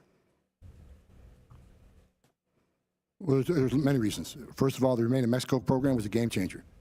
They can still claim asylum, but they're going to wait in Mexico because President Trump had the same data points I had, that most people will fail, and the people that fail get ordered removal. And that was in existence when President Biden took office. Yeah. As a matter of fact, the highest court in the land said it was a legal process, but he killed it anyways. Correct. Now, But there's a Remain in Mexico program plus the third safe country agreements we had with Guatemala, El Salvador, and Honduras, a game changer. They actually believe if you're really escaping fear and persecution from Honduras and you get to Mexico, have you really not escaped that fear and persecution from your home government? So you beclaim asylum in the first free country you come to. Those two policies were a game changer and moved the numbers down, significantly down. so what you're saying is that the Biden administration is not using all of the legal authorities and tools available to enforce our existing immigration laws and stop illegal aliens from coming into the country. We already have the tools there. We don't need new legislation. This is not a resource issue. This is not, we need more border patrol agents, we need more money. This is a policy issue. Change the policies, and you can secure the border. We've proven that. So, you know, and as far as, you know, no one at this table is anti-immigrant. We're anti-illegal immigration because of the investigations I've conducted in 34 years. If I shared with the people in this room the terrible things I've seen that kept me up at night, you would agree with me. The secure border saves lives. Thank you. Mr. Edlow, do you have anything you'd like to add to the comments Mr. Holman has made in conjunction with why we don't need additional laws and what we can do to make sure that the laws that exist are enforced? Well, as Mr. Holman said, we, during the previous administration, used everything that was available, whether it be the Remain in Mexico program, whether it be the asylum cooperative agreements with Central American partners, or other programs that allowed the U.S. to quickly intake, process in for expedited removal individuals from certain countries, make sure that they had all due process within just a matter of days, and were in front of an immigration judge within a matter of days. What I find kind of amusing is that the circumventing lawful processes, lawful pathways, notice of proposed rulemaking from the Biden administration noted that there were no alternatives available to what they were proposing, and they noted that alternatives such as an asylum cooperative agreement or Remain in Mexico were not viable options because there was no time to negotiate them. Why I find that amusing is the Trump administration did negotiate them, they were working, and the Biden administration pulled them back, ended them, destroyed them, and now they're saying, well, we don't have any alternative because we can't do that. It's just not the way it needs to be. But ma'am, if I may just also add, I'm not here today to say that we don't want to have lawful pathways for legal immigration. We absolutely do. What I'm concerned about today is the fact that the pathways that have been created via parole, via some of the other regulations that we're talking about, are simply unlawful. The parole programs are not allowed pursuant to existing law. If the law has changed, then I wouldn't be here talking about it.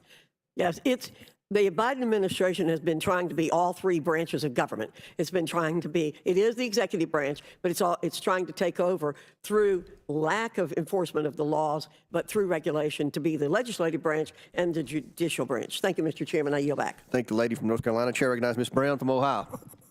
Thank you, Mr. Chairman. Good morning. Mr. Holman, we actually agree on a couple of things, and that is there is zero comparison between the Trump and Biden administration. No. And yes, the Congress, this country, Aren't you and a the delicious Constitution treat? have a history of racism, and we are dealing with the ramifications of that to this day. Need I remind you of Article 1, Section 2 of the Constitution that states people who looked like me were considered 3/4 of a free individual for determining congressional representation. Or maybe I should remind you of the Civil War, which I know some folks on the other side of the aisle want to say it was about states' rights, but it was ultimately about slavery. And while some want to paint slavery as a workforce development or job training program of sorts that somehow benefited Black people, that's not the case. So for the people who were not packed up on ships and would like to get to this country legally through immigration, let's talk about that. The immigration system President Biden inherited has been broken for a very long time. In the words of President Biden, our problems at the border didn't arise overnight, and they're not going to be solved overnight. Extreme Republicans have a choice. They can keep using immigration to try to score political points, or they can help solve the problem. With congressional Republicans unwilling to come to the table and have meaningful conversations about solutions, President Biden has limited options to broadly address concerns in the immigration system. At every turn, my colleagues on the other side of the aisle have rejected President Biden's funding authorization and supplemental requests to confront our immigration challenges. The Biden-Harris administration requested $3.5 billion to secure the southern border with additional holding facilities and funding for 2,000 new asylum officers. That was rejected. On day one, the Biden-Harris administration sent Congress comprehensive immigration reform legislation to constrain illegal immigration, strengthen and support legal immigration, protect our dreamers and seasonal workers, and so much more. That was rejected too. And now the Biden-Harris administration is asking for congressional action to defend our law enforcement and address illegal crossings at the southern border through President Biden's supplemental national security funding requests. Unfortunately, House Republican leadership are rejecting the offer negotiated by President Biden, a bipartisan coalition of senators outright, despite not even having all the details. But even without having meaningful action by House Republicans, President Biden has taken a strong, substantial, significant steps to curb illegal immigration and address problems at the southern border. So, Mr. Beard, what specifically will President Biden's supplemental funding request do to stop the flow of fentanyl into the U.S. and combat human trafficking? Look, what they're proposing is to put more resources into our ports of entry. And really, that's where you see fentanyl coming into the country. More than 90% is seized at ports of entry. They say, well, that's because it's all magically getting by the Border Patrol agents. Friday. Well, Border Patrol agents arrest millions Wales. of people. We have a huge sample size to draw from, to draw conclusions about who's coming between ports of entry. And they're not bringing fentanyl. They're not bringing drugs there. They're coming through ports of entry, and we know this, and they're hiring American citizens to do it because it's very easy to conceal fentanyl in legal luggage, in legal baggage, and legal travel. And so it's a whole misdirection to focus on. Look, I would want Border Patrol to be completely freed up to scan every nook and cranny for people smuggling fentanyl if we let people come into this country legally. That would be a great thing for the Border Patrol, and it'd be a great thing for the country, too. Thank you. And Mr. Beer, in your testimony, you talked about efforts to rebuild a functioning system when it comes to our country's immigration policies. Can you speak to how Biden's administration has been supporting these policies? Look, the Biden administration has done more than any other administration in our history to try to think creatively about how to address illegal immigration through lawful channels. Congress gave them the parole authority. They are using parole authority legally on a case-by-case basis to allow people to apply to enter this country legally, whether it's at ports of entry, where they're mandated by Congress to deal with asylum seekers at ports of entry. They're doing it through a CBP-1 app. That's a great process, as well as through the parole sponsorship programs, where we Americans get to sponsor someone to come and make sure that they're handled in a legal and orderly way. Thank you. My time has expired. Lady yields. Chair recognizes a leader on this issue, Mr. Biggs from Arizona. Thanks, Mr. Chairman. Mr. Byer, how many individuals on the terrorist security data set have actually entered the United States since President Biden took office? A couple hundred. No. That's the number that we've actually interdicted. How many have gone in? Do you know? You don't know, do you? Do you? I know how many people Border Patrol has arrested. You don't know how many have entered, though, do you? Come on, let's be honest. I don't know. You don't know. I don't know. And you got about 1.9 million, something like that, in known and unknown gotaways. Yeah, I want Border Patrol. And you don't know. You don't know. Go after terrorists. You don't know how many have come in. If we let people come into this country legally. Answer the question, Mr. Byer. I am answering the question. No, you're not. If people came into this country legally, we would have a much better, more secure border. Mr. Byer, you don't know, do you? I already answered the question. Well, thank you. That was generous of you. Appreciate that. Have you ever been to the border and watched the current process that is gone through to issue a parole status to an illegal immigrant? I've seen it on video, but no, I've not. Not been down there, have you? I've not personally witnessed it. No, you haven't. Of course not. Of course you're not. But you're going to come here and testify that it's done on a case-by-case basis. You don't know jack squat about it. You haven't been down there. You haven't been down there. On a case-by-case basis. So, Mr. Holman, when we hear cruelty of separation of families, is it cruel to lose contact or communication or the known whereabouts of 100,000 children who came into the country unaccompanied by ORR? Absolutely. We don't know these children are, if they're safe. We know that some have been in forced labor. We know some have been forced sex slavery. So we know what's happened to some of them. So absolutely, that's cruel. Is it cruel to place some of those children with people who turn out to be pedophiles, or literally place dozens of people with the same individual, which is ORR under Biden has done? Okay, so what they're talking about is the minors. There are currently 8,500 minors that are unaccounted for. The number he just threw out was 100,000. I think that's the estimate on how many minors have come in and been placed in, they're not vetting the homes that these kids are coming through. And as I mentioned earlier, some of the teenage males, they'll say that they're a teenager, but actually they're older than that. So it's such a nightmare. We know there's single males that have been given several female youth. If you get parole, let's go back to parole. If you get parole, do you get legal work status for 2 years? Yeah, yes, you can get work status. But two things we got fixed that was said that was wrong. First of all, most of the fentanyl does not come through the port of entry. Yeah, I'll get to that. Let's get to the parole question. Parole, yeah, when you get parole, you get work authorization, yeah. For how long do you get to work, Mr. Edlow? Congressman, I believe it's up to 2 years. How many people in the illegal population that has been released into the country, that have been paroled into the country, are currently in the workforce and actually working jobs? Anybody know that? Nobody knows that. You know why? Because we don't keep contact with those people. We have no idea where they went. We've taken them and distributed them throughout the country. We don't know where they are, what they're doing.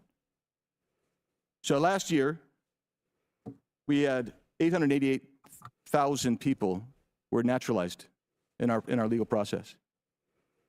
In 2020, it was 625,000, but we also granted 440,000 lawful worker status, permanent residence status.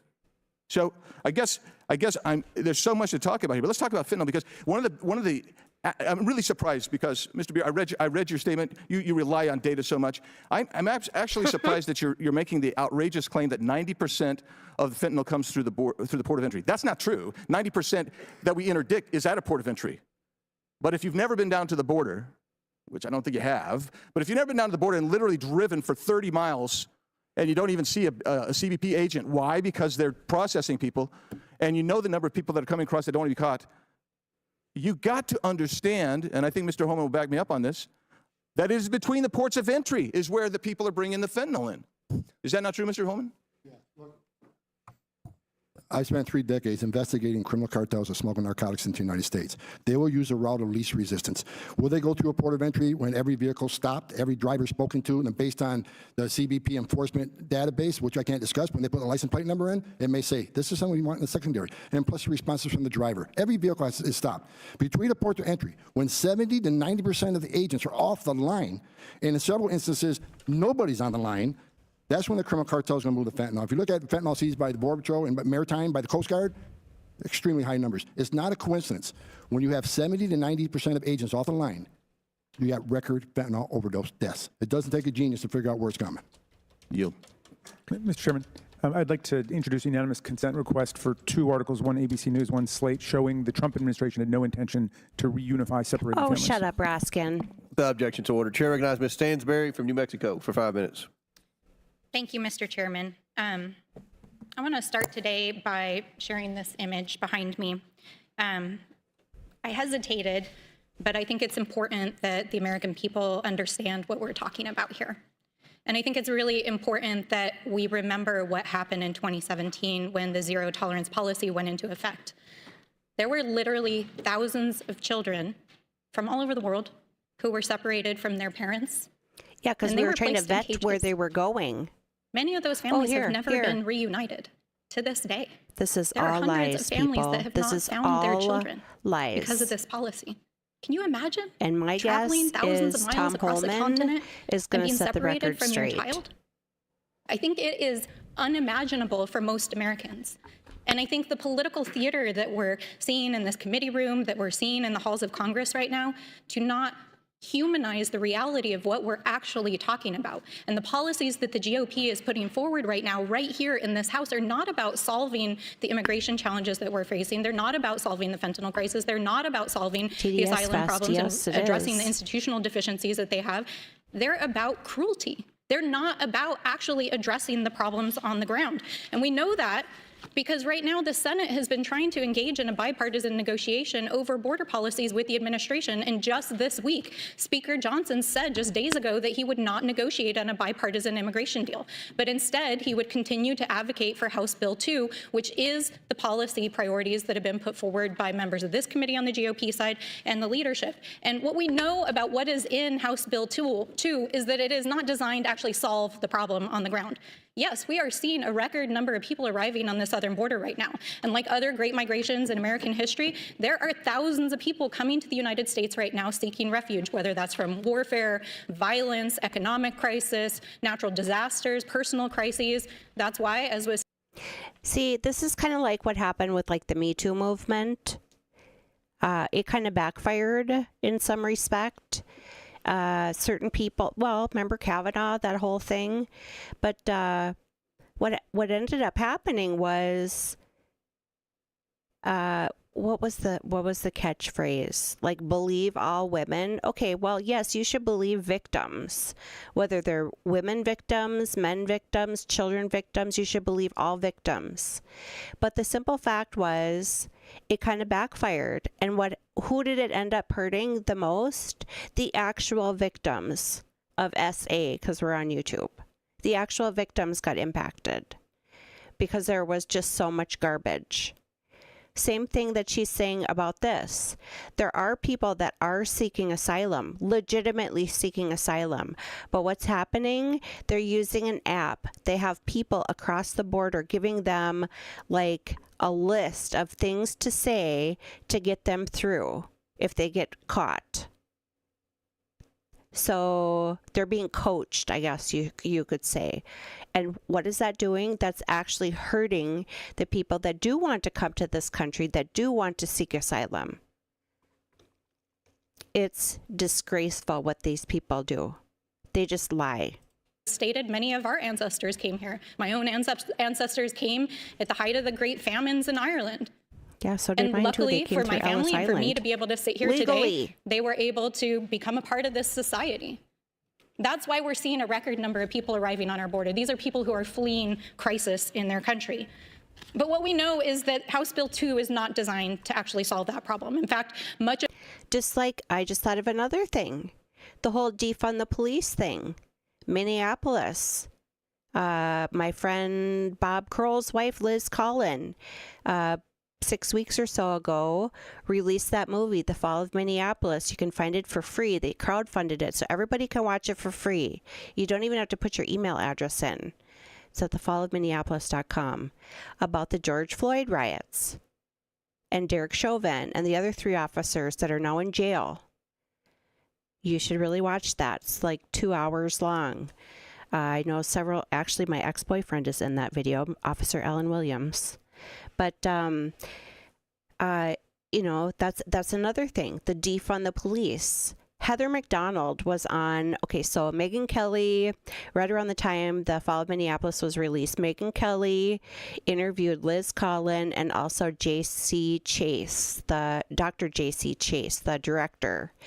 And after that interview was done, I have it on all of my channels. We just like did I talked through the Megyn Kelly interview. And at the very end of it, Heather McDonald is probably, in my opinion, the leading authority, I should say, on how leftist policies affect minority communities. And the defund the police, again, did the opposite of what they intended. It hurt all of the minority communities. It impacts them the most. Minneapolis is still a shit show. How many years later? Almost 4. And I'll never forget here, they had a local woman Right after that happened, the pharmacies were burned down. The grocery stores were put down. People that live in that part of town, they don't have cars. They walk everywhere, or they take the bus. The buses couldn't run.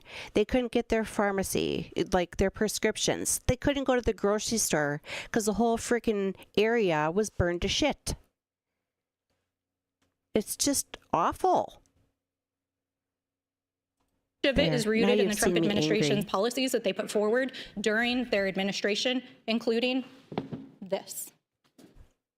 I want to know, Well, and actually, the people of Wrongful podcast, they're the ones that did that 6-part podcast about Zachariah Anderson. We did a rewatch of that over the holidays. And I actually sent that over to Bob. Bob and Liz are in, well, last week they were in New York filming a Fox special on the fall of Minneapolis with Jesse Waters.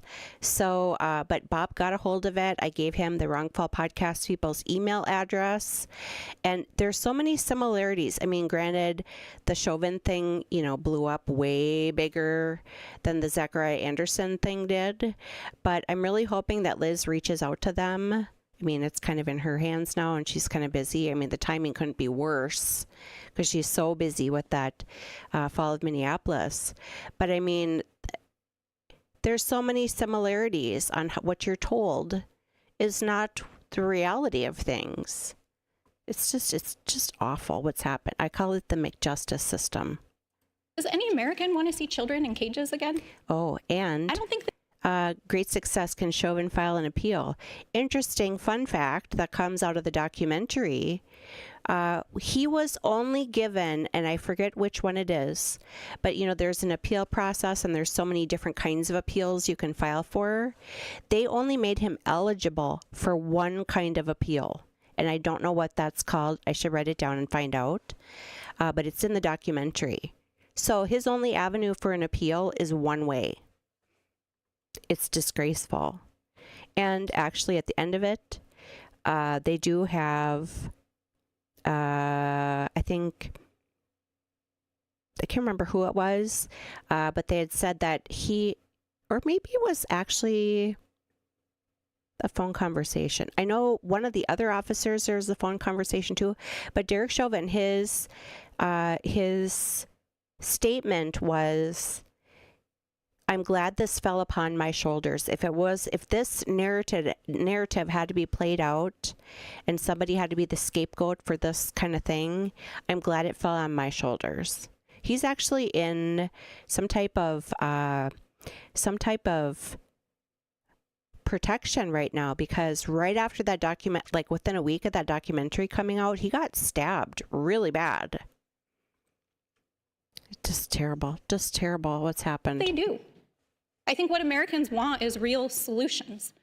They want to see how we're going to solve these problems. Yeah, well, and I think don't that's why believe I'm one word you're particularly saying, disturbed lady. that the majority on this committee, who interviewed all 9 chiefs of the Border Patrol along all 9 sectors of the border, won't release the transcripts of what those agents said. Because with all due respect, what those agents told us in those transcribed interviews is it is a resource problem. In fact, the only thing that every single Border Patrol agent asked for was more resources, more staffing, more technology, more support, more ability to actually address the crisis that they're seeing. Yes, and by more support and more resources, it means more people. That's the problem. That's the disconnect. That's the disillusion that those on the left side of this committee are feeding you. And that's why the right side can't agree with the left side, because the left side wants to go ahead and give them more money for processing. The border agents do need more border agents. They do need more technology. They do need to get the wall finished, which that's a whole nother story. The Biden administration came in and not only halted the border wall, and there wasn't a whole lot to finish, but they actually paid the people to not build it. I need to write that down too. I gotta find my pen. That is what every single Border Patrol agent chief told this committee. Yeah. And the reason Not why to make the sandwiches Republicans and won't do release diapers. the actual transcripts is instead they wanted to cherry pick a few quotes that prove their point to try to put forward these cruel policies that would put children back in cages, because it is a resources Oh my God, the problem. cages thing. And also, with all due respect, because I was just briefed by the field agents, by the FBI about where the fentanyl is coming into our communities, literally just days ago before the holidays. And most of the fentanyl that is coming into our communities is coming in through legal ports of entry, being smuggled in, not by immigrants seeking asylum, by drug smugglers Tom Homan that are being just- paid by cartels to bring those drugs into our community, where they are killing members of our community. So let's be accurate. Americans want bipartisan immigration reform. They do not want children in cages. With that, I yield back. I think Tom The chair Homan now dispelled the recognizes cages Gentleman thing, Florida, Ms. and Miller, then for they 5 just minutes keep for her questions. keep Thank going you. with it. They keep Ladies and running gentlemen, with what it. we are seeing play out right now is massive propaganda. If I can just read these deportation numbers to you roughly. During the Obama-Biden administration, with no resistance, there were over 5.2 million people deported. And under Trump, with heavy resistance, not just from members of our own party, this House, but also the media, he roughly deported about 2 million illegal immigrants. And now with the Biden-Harris administration, we have a massive open border crisis, which, mind you, they ran on that entire platform in 2020. But I don't hear calls about xenophobia or racism, not from the party that wants to blanket label Republicans that do embrace family separation for the pure fact that we don't want kids put into the hands of traffickers. No, they are completely silent on that because of their allegiance to Biden. According to some members of their own party, though, if we don't allow illegals, we will have vegetables rot in the fields. If I can please have the oversight staff please play the first video. Actually, somebody yesterday had mentioned that too. I forget who it was that joined us for that one. They had said, you know, there's fruit and stuff that needs to be, I can record the audio here. Hold on. That needs to be picked, and I don't want to do it. I mean, you're going to have vegetables rotting in the fields. You're going to have construction sites that will lie dormant. Mr. Human, according to the Oxford Dictionary of Prejudice, a preconceived notion or opinion that is not based on reason or actual experience, Debbie would you consider Wasserman that to be a Schultz. prejudice statement? They're having a little technical difficulty. Debbie Wasserman, well, now I'm getting afflicted by it. I call her Marble Mouth. I can't stand her. Remember, she was the one that left, what was it, the laptop in a phone booth? The Awan brothers. Whatever happened to them? Question mark. Can you say that louder? Yes. As you can see, my colleague is not the only member of the Democrat Party that has actually made these egregious statements, but please save me the virtual signaling when you're completely silent on that commentary. If the staff can please play the second video. ¿Usted con quién viene, caballero? Solo. ¿Usted solo con ¿Y la mamá? La mamá me abandonó. ¿La mamá qué? Me abandonó. Christy, come here. Every single city's a border town. So, remember I told you guys that they were going to say that? Yep. ¿Qué le pasó a la mamá? Me abandonó, los dejamos, pues separamos. ¿Te abandonó? Sí, soy ¿Y te dejó a los dos niños? Sí. Ok. ¿Y cuántos años tienen los niños? Él tiene 4 y ella 3. 4 and 3 years old. And he says that his wife abandoned him and she left him the 2 kids. Going back to a statement that Mr. Breer had made, you talk about intentional trauma and that the Trump administration caused intentional trauma by separating these children from their quote unquote parents. The fact is that one, you don't know if these people are, why are you laughing? Mr. Breer, why are you laughing? Because you said quote unquote parents, as if they weren't really their parents. You have no idea. Not only have you not been to I the border, do have an idea. Hold on, I do I'm not have done. I've I'm met not with- done. You have no idea if these people are their intentional parents or not. Oh, yeah. You have no Yeah. idea. That's We exactly do. why we We do family. do. Really? Are you psychic? No, Have we you won do. the lotto, Mr. Breer? I don't No. think you have. Read the I'm Office not. of No, Inspector I mean, General my time. report on family You have no idea separation. what you're doing, and you are hurting these children. The reason why we want family This guy's a separation piece of until we can shit. confirm if they You are the want actual family biological separation? parents is because these kids are being trafficked. As And a father, absolutely, that I do. is Excuse me. I'm a quite- mother. We can go back and forth, but I'm done talking to you because what you did was destructive. Now, going back to what I He's just showed you supposed right to there, you listen have to no her idea if that person and or not that individual talk is over that her. parent. Everything that we have just shown you in this country right now, if you have Netflix, which I'm assuming you do, there's a documentary called Trafficked in America. There's a massive industry in the big ag industry that traffics these kids. They end up on farms. So to sit there and say that that policy doesn't work, you're wrong. Now, I've been covering the last 5 years or so, this entire border debacle. And what I can tell you is if this administration truly cared about immigrants, they would not be having the policies in place that they currently have. It is hurting people. An open border hurts people on both sides. Chairman, I yield my time. Gentlelady yields. Mr. Chair. I was Raskin, just sit wondering if he down. could have the chance to respond since he was addressed and I think he was cut off. Could we give Mr. Beard the chance to respond to the questions. One of your colleagues can ask him the question if they'd like, but we're going to move on. Raskin, We'll now stick recognize it. gentleman, Mr. Garcia, for 5 minutes for his questions. Thank you, Mr. Chairman. Thank you to our witnesses that are here today. And I obviously am hearing a lot of conversation that we hear over and over again at these many border hearings, not just here, but in Homeland Security. I want to remind everyone that just this week we saw the Republican Party nominate an insurrectionist, an indicted criminal, and a grifter who has accepted millions of dollars from foreign governments as their nominee for president, and that nomination rolls on. Now, as an immigrant myself, what's been the most offensive to me about Donald Trump is his disgusting rhetoric about immigrants. The man who entered politics by calling Mexicans rapists and trying to ban Muslims from entering this country is still spreading hatred today. Donald Trump has said that immigrants, and I quote, are poisoning the blood of our country, end quote. And I think it's important to remind ourselves of how horrific those words are. Now, this kind of rhetoric we hear all the time from Donald Trump, which we know also relates to something that Hitler once said. And our extremists here in Congress continue to parrot Donald Trump and his attacks on migrants and immigrants. We all want an orderly and safe border, but the idea here that we can have a serious conversation about the border is insane. Now, Mr. Beard, it's good to see you again. I want to thank you for your testimony. And if you don't mind, I'd like to get your thoughts on some potential border solutions that we've actually heard a few times. Here I have a poster, and if you see it, it's got these alligators on a moat. Posters. And they're at the border, and this one's got a little hat. Do you think it'd be a good idea to build a water-filled trench filled with alligators along the border? Oh, boy. That would be a misuse of taxpayer dollars and extremely inhumane. So you think it would be inhumane to build a moat, put alligators in them along the border? That would not be a good idea. No. What if we instead ordered soldiers to shoot migrants in the legs and stop them from coming to the U.S.? Would that be a good idea? No, that would be attempted murder. What about the wall that Trump, of course, was building? Would it be better instead if we electrified it and put spikes at the top Yes, actually it would. Of the wall?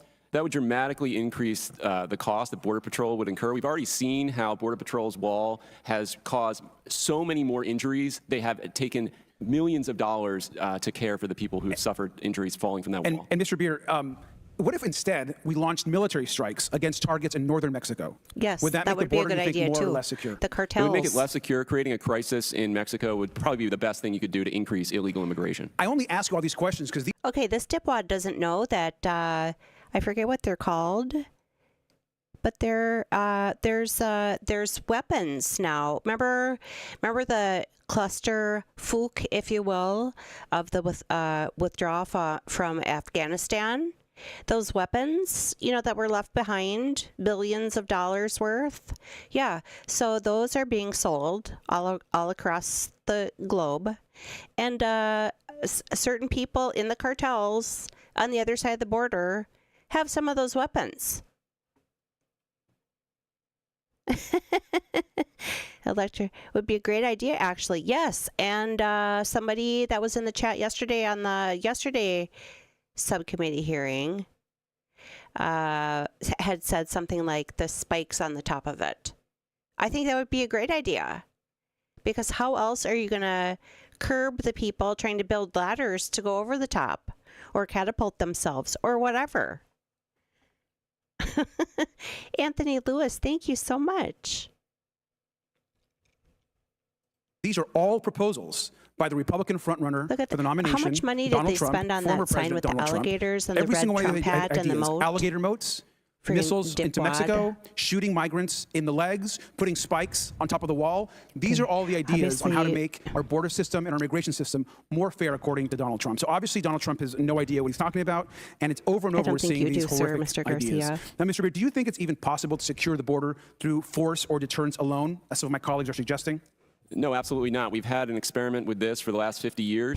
We've had very high levels of illegal immigration, punctuated by periods of job depression in the United States. Economic downturns do help secure the border. They talked about the most secure border in 45 years. April 2020 is not a good sample size. That's not a great way to secure the border, destroying the U.S. economy. That's exactly right, Mr. Beard. And a lot of people want to come to the U.S. through legal pathways. I'm an immigrant myself. I came here with a young child, became a citizen in my early 20s. It's hard to become a U.S. citizen. This is one of my favorite You would think that you would be the most angry, sir.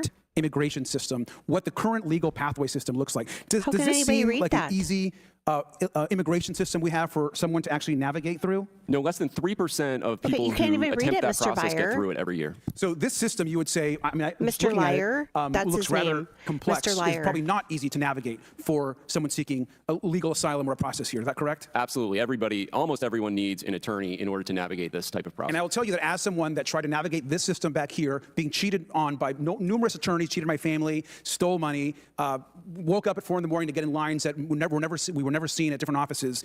We haven't had comprehensive immigration reform in this country in 30 plus years. Okay, that's it's one been of a their failure talking of this points. Congress. And if the Republicans really wanted solutions, would actually work on fixing this system here versus the attacks on immigrants and Donald Trump's insane ideas. With that, I yield back. Thank you.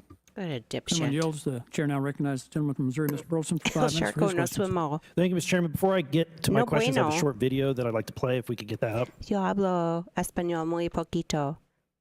We're executing Para a tres comprehensive años en mi strategy to escuela. secure our borders and build a safe, orderly, comes and goes. and humane immigration system. The president has done more to secure the border and to deal with this issue of immigration than anybody else. He really has. Our message has been straightforward and simple, and it's true. The border is closed. Do you continue to maintain that the border is secure? Yes, and we are working day in and day out to enhance its security. We are not saying don't come. We are saying don't come now. We have a secure border, and that Oh, is the a priority borders are- for any nation, including ours and our administration. We have taken unprecedented action over the past year and a half to secure our border and rebuild a safer and orderly process system. I want to repeat my assurance to our audience this morning that the border is, in fact, secure. You know, as we saw in the video, the Biden administration is repeatedly claiming that the southern border policies are safe, orderly, and humane. They repeatedly claim that the border is closed and that the border is secure. They've made these claims hundreds of times in the public since coming into office. Mr. Holman, do you agree with these claims that the border is closed? Of course not. We got 1.9 million known gotaways, caught on video, drone traffic, sensor traffic. Who knows how many unknown gotaways we have where they cross the border where there's no technology. I've been on the border a dozen times in the last year. I've seen 100% of agents pulled off the line to process. How is that a secure border? And I want a couple of things I need to straighten real quick, things that were said that were not accurate. The cages were built under President Obama. I was there. Me and Jay Johnson went to that facility in South Texas where the cages, if they want them called cages, we'll call them cages, but they're chain link dividers keeping children away from unrelated adults. So they were built under Obama. And matter of fact, I saw an image just a couple weeks ago of a Border Patrol station where they're moving people outside the station because it's overcrowded into a big cage. So it's still being used. Second of all, the comment that the chief says is a resource issue. Of course it's a resource issue. They're overwhelmed. Every agent's off the line. But when you fix a resource issue is change the policies. We didn't have one more Border Patrol agent on the line under Trump. We didn't have one more immigration judge under Trump. We did it by policy. So there wouldn't be a resource issue if you fix the policies. Now, something that was said in the video was a clip from early on where the Secretary Mayorkas made the comment, we're not saying don't come, we're saying don't come now. What are your thoughts about that statement? It doesn't matter what he says. The cartels are selling the actions of the administration. Just turn on the TV and watch how these people just come across the line. Border Patrol sits there and watches them. They'll process them. They got pictures of them getting on buses, they're being flown all over the country. There's a reason why Democrat mayors and Democrat governors are speaking up. The cartels are selling the very fact you're going to get processed quickly, you're going to be released quickly, you'll get a work authorization, and guess what? Secretary Mayorkas has said to ICE, being in the country illegally on its own is not enough for ICE to make an arrest. Last year, they removed 142,000. To your point, you know, in the midst of millions of people coming across, you know what? Only 5% of the 142,000 were non-criminal border entry, which means the 9 out of 10 losing the case, no one's being removed until they see flights going south. They're going to keep coming. In fact, if I recall, Mr. Holman, when Trump took office, there was an effort by Congress to throttle or to restrict additional funding to secure the border, but yet the numbers decreased while Trump was in office. So what was the reason for that decrease? Remain in Mexico was a game changer. People still claim asylum, but they wait in Mexico. If they're really escaping fear and persecution and death, they can wait in Mexico for their hearing. The second thing was the third safe country agreements where Guatemala, Honduras, and El Salvador agreed, along with Mexico, that if you really escape fear and persecution from your country, let's say it's El Salvador, and you get to Mexico, have you not escaped that fear? You know, we've talked about the motivation, and so I want to read a quote that has come to light recently. Or Mrs. Clark, who is a colleague of ours, said, when I hear colleagues talking about the doors of the inn being closed, I know there's no room at the end. I'm saying I need more people in my district, just for redistricting purposes. And she continued that they could clearly fit here. Does that address your questions about the reason, the motivation, why these policies are in place? I certainly believe it's probably associated with a decision to overturn the Trump census rule, where now mayors will be counted the census, so when you reproportionate seats, it's going to have an effect. Thank you. Once time has expired, the chair now recognizes the gentleman from Florida, Mr. Frost, for 5 minutes for his questions. Thank you, Mr. Chairman. So since Republican politicians have no plan to address the real issues of this country, low wages, high prices, etc., their leaders at the highest levels have dipped into the fascist playbook to blame communities and to blame minorities and to blame immigrants for the issues that Americans are facing. And these days, the more fear you can stoke, the better. I mean, one of my colleagues, Marjorie Taylor Greene, has called immigrants terrorists. And many on the right take their cues from their top leader, former President Donald Trump. From 2015 to just this past Monday night in Iowa, he has used fear and racism to spread false narratives. He said that immigrants are, quote, poisoning the blood of our country, end quote, echoing the same language used by Hitler to describe Jewish people. Mr. Beer, why is it grossly incorrect to paint immigrants as criminals, and why is this rhetoric not only false, but dangerous? Look, U.S. Census Bureau data is quite clear. Immigrants are about half as likely to be incarcerated in the United States as others. If you look at the illegal immigrant population as we have at the Cato Institute, it's, again, it's about 30% less. And that includes all the people that we're putting in cages just because they're immigrants. So it's not true that they're more likely to end up in our criminal justice system, burdening our courts and our police. And also, if you look at area studies that look at what happens to crime rates when an infusion of immigrants comes in, we've seen during the 1990s, especially when you had this huge wave, far exceeding anything that's happened recently, of immigrants come into major cities. There was this rebirth in the economy in those areas. They started businesses, they rejuvenated the communities, filled vacant housing, and that brought crime rates down as well. So there are multiple mechanisms by which immigrants reduce crime and make for a more secure community. Of course, thank you. Mr. Beer, are you familiar with stochastic terrorism? Stochastic terrorism is to provoke random acts of ideological motivated violence that are statistically predictable.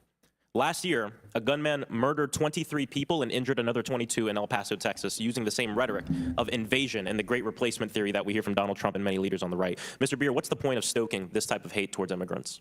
Look, there's only two reasons why you use the word invasion. The first is you want to justify violence against them. Otherwise, you'd say it's a violation of the law, it's illegal, you want a law enforcement response. Invasion calls for a military violent response to these people. The second reason is to invoke invasion under the constitutional clauses in which that is used. There's two. One, states can respond to an invasion unilaterally. We know what an invasion under the Constitution means. James Madison said an invasion is an act of war. So we know what a real invasion is. We know the difference between people coming to serve us and work for us versus an act of war. So this language fuels a lot of these hateful, violent acts. Article 4, Section oh, absolutely. 4, Clause 2. So I just hosted a roundtable in my district because my constituents are terrified about the talk that's going on up here. An amazing community leader and pastor, Father Jose, brought up a really good point that migrants don't just want to come here. We told them to come here.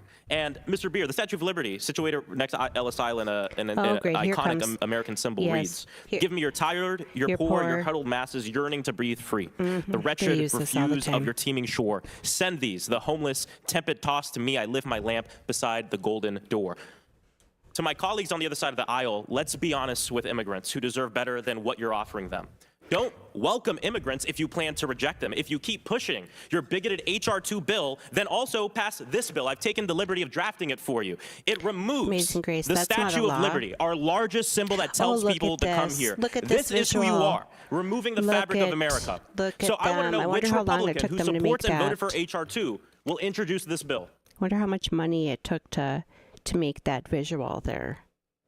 Somebody's probably if you're going to support H.R. 2 and these bigoted measures, the least you can do is not be a damn liar. As Americans, we must reject hypocrisy and lead with love. And as long as Republican officials are more interested in peddling hate, the solutions and to fixing this problem in our immigration system will only get worse. Thank you. I yield back. Okay, what's interesting about that? I just want to take a minute to appreciate Mr. Holman. What's interesting about that is certain mayors or, mayor of New York, what's his face? Eric Adams. He's even saying, I mean, this is exactly how he was talking years and years and years. Or not, I guess he hasn't been in office that long. My point is. And now he's changing his tune. Actually, in the Mayorkas hearing from last week, they had mentioned the fact that some of the schools in New York now are closed because the schools are now being used to house the illegal migrants in New York. Let's make it a middle finger. Well, actually, so for those of you who are familiar with Dan Bongino, there's the family-friendly middle finger, and then there's the actual one, and he usually does double barrel, family-friendly middle finger. I'm missing a nail on this side, so we're not going to do that. Yes, we could do the family-friendly double barrel middle finger. Yeah. It's disgusting. But again, this is why I prefer to watch these hearings. I mean, whilst crocheting. I mean, there's all kinds of things you can do on the side while you listen to them. But they're just really important. And, you know, I know a lot of people in the true crime community, you know, we like to listen to the trials, and those are also excellent. I've been doing these subcommittee hearings ever since I started my channel, predominantly on Rumble.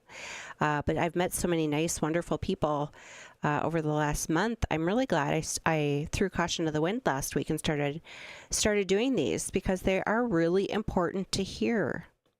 And again, I try not to disparage both sides of the aisle or the left as much, but you know, it's kind of hard not to when they lie all the time.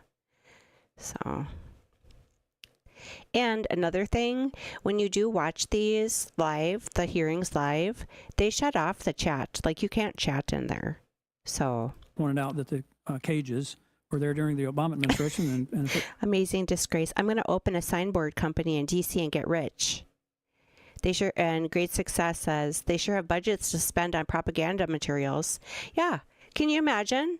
I mean, I'm an artist, and you know, that's, I mean, you got paint, you have the materials, that whiteboard, or the, you know, the flipboard. You got time to draw that. Whoever came up with the idea, I'm sure they probably had a brainstorming session that probably took 3 days. Remember when Elon Musk took over for Twitter? And all the people had all their videos about, yeah, I showed up, I checked in, and then they go get their free coffee and their free lunch and all their shit. And they work like basically 15 minutes, if that. I'm sure that's probably what happens in the House of Congress. If the Biden administration had wanted to, they could have removed them. It's probably in one of those omnibus bills. Now bills. recognizes Gentleman We Florida, need Mr. Waltz, $8 for 5 minutes billion for for artists and signage.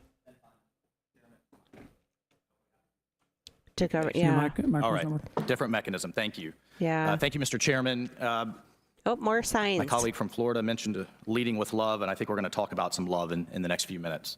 Let's see if we can read this true one. hate, which is a sexual violence against women and against these migrants. But is before also I get to guilty that, of the signs. in 2021, the Department of Homeland Security implemented the Parole Plus alternative to detention. Yes, with maybe we should all conditions. go to These DC so-called plans and open allow a the release signage of migrants company. from CBP custody into the country on an expedited basis without being placed in removal proceedings and with little to no vetting and no monitoring and without court dates. So they're essentially just fully released. Florida has sued DHS in federal court, asserting that DHS was ignoring federal law, which they are.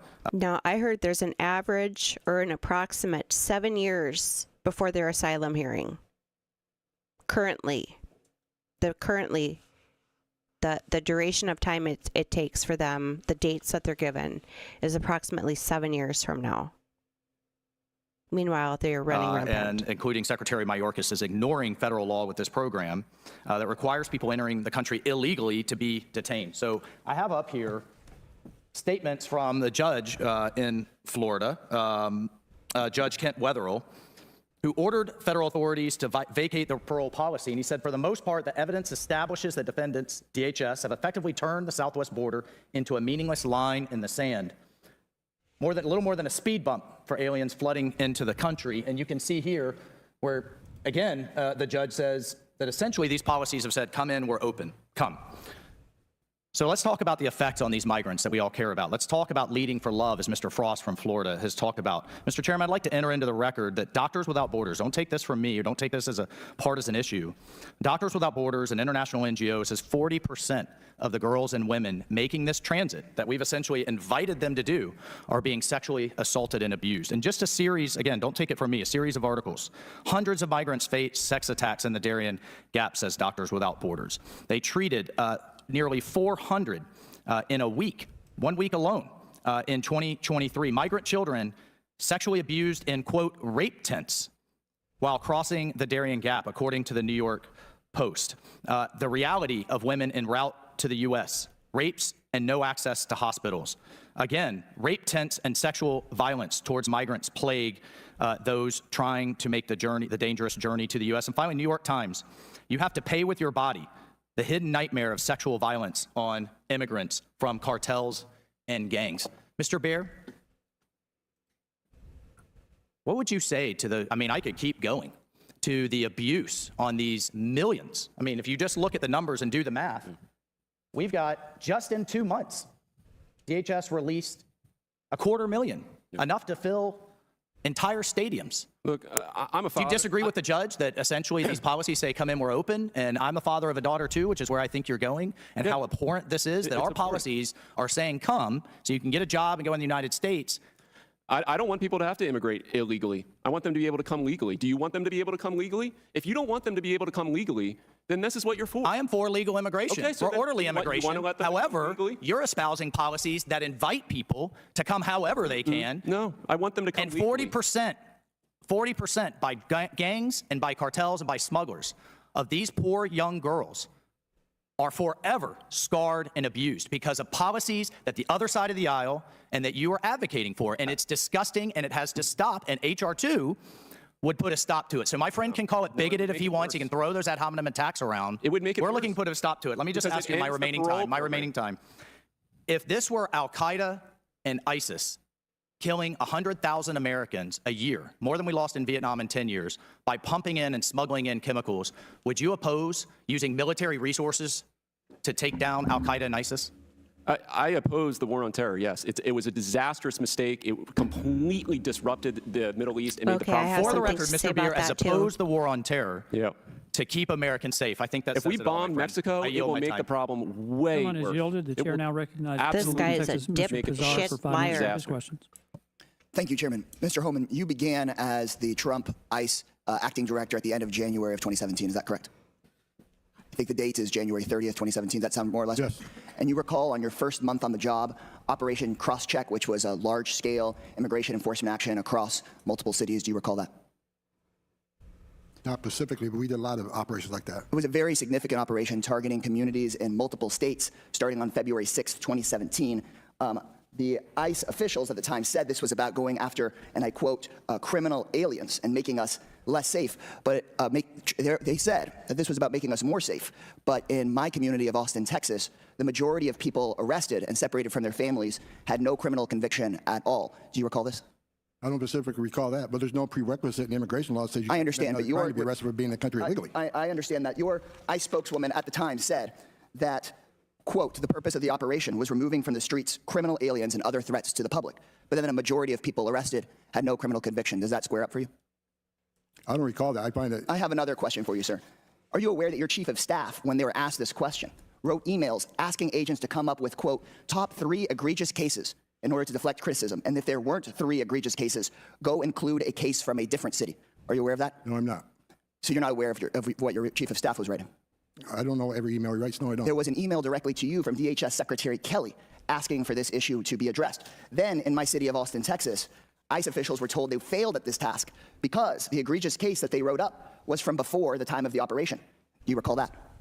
I recall when I was ICE director, we arrested thousands of criminal aliens. So you're not answering my question. Reclaiming my time. Reclaiming my time. Do you recall that when we were asked whether this had to do with public safety, that Toothy Pip, I think Great Success always has caps on. So that's just how they type. It's totally fine. It's totally fine. I don't know, maybe that's Great Success. I know your pattern of behavior already. Well, actually, when I use my phone, I absolutely hate the YouTube app. Like on Kick, when you go to reply to someone, you just hit like the reply button and it types in their name. But when I'm on my phone, it's like you have to remember how to spell people's name, and I'm not very good at it. I was on full throttle. No, it's fine. You know what used to really bother me? Every single time I would type in certain content creators chats, like I'm a compulsive emoji user, and like there was like a Nightbot or something that would say, you can't put more than 5 emojis in the chat. It's distracting. And I'm like, really? I don't think so. Made me want to use 6 and 7. Yeah, so anyway, I'm going to go stretch my back, but I'll be on my phone. Then Agent LaRon Bryant said to federal judge Andrew Austin that the reason... Yeah, there's I don't know if it's a rule. I don't think it's a rule. Or maybe it is. I haven't gotten that far. But yeah, if I can't use capital lettering, yeah, if I can't use and emojis, boy, I hate that. I hate that. I mean, for those of you that watched Zachariah Anderson trial, every time I played the judge with the orange, people would do the little dancing lady in the oranges. The more, the better. I say with emojis. How is that distracting? Okay. All right. I'll be right back. For these ICE operations was not related to a safety protocol, but instead was a result of like an hour and a half Travis left County, with where us. Austin is new policy that would target criminal enforcement on immigrants rather than deporting non-criminal immigrants. Do you recall this? Oh, I also wanted to mention before I go stretch, I have been tinkering a little bit with the filter on the audio coming in from the subcommittee hearing. It's difficult because they don't see these like windscreen things that go over the top. It's so that when you say words that start with like a P or a T, you don't get that weird sound coming through. And if you notice, their little microphones don't have that, at least not that I can see. So I'm just trying to ignore, because as soon as they do that, like we'll say pickles or something, it'll go into the red zone. So I'm just trying to ignore that. But I think I've tinkered a little bit. Like I said, I'll go listen on the phone. No. So you don't remember that Agent LaRon Bryant said under oath that under you, in your first month as director, that there was a targeted operation at a city because of a policy choice from a local elected official. You don't recall that? Quiet parts, I like had when they turn 20,000 away. people under me. I don't recall. You don't recall this from your first month. There's a way understand. to boost that Let too. me be clear. The right wing and these so-called Trump border policies have But it nothing to definitely do with looks keeping people better. safe. I wish I could show This you is about this. ripping families apart, arresting immigrants, and blaming someone for our problems so we can ignore the fact that Trump and these right-wing officials are grifters and that Trump is taking millions of dollars from foreign governments to enrich himself. His main policy achievement had nothing to do with the... Oh, yes, that's another thing that popped up. Trump is taking millions of dollars. What they're doing now is they're accusing him, because, you know, he had all those hotels and resorts and golf clubs and country clubs all over the world. So what they're saying is while he was president for 4 years, any money that he took in through the Trump organization was basically, you know, like pay for play, is what they're saying. That's insane. Like, what is he supposed to do? He signed the business over to his sons while he was president, whilst he was president. So what did they expect him to do? Like, close all of his hotels for 4 whole years? Stupid. Yahoo Messenger emojis are the best.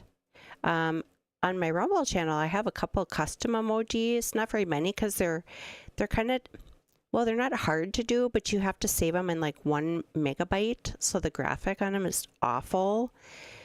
I'm not monetized yet on YouTube. I don't know if they also have that 1 milli.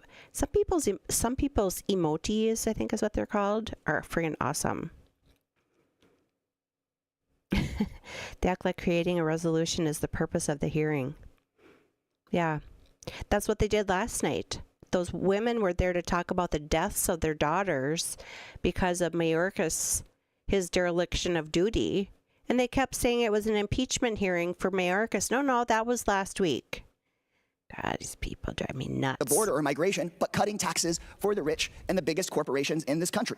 All the while, the collateral damage is kids being separated from their moms, people in cages, which we can't deny. Mr. Holman sitting here before us said at the CPAC convention, and I quote, he doesn't give a shit about that. And desperate people That is a wrong living statement. in the shadows, That is a lie. undocumented. You just said something that wasn't true. Mr. Chairman, would you please stop the witness from interrupting our members? While legal pathways to migration remain closed and are getting even more closed. Folks here saying they care about sexual assaults by cartels, give me a break. The Republican policies of trying to close legal pathways towards migration is the best blessing that cartels could have ever asked for.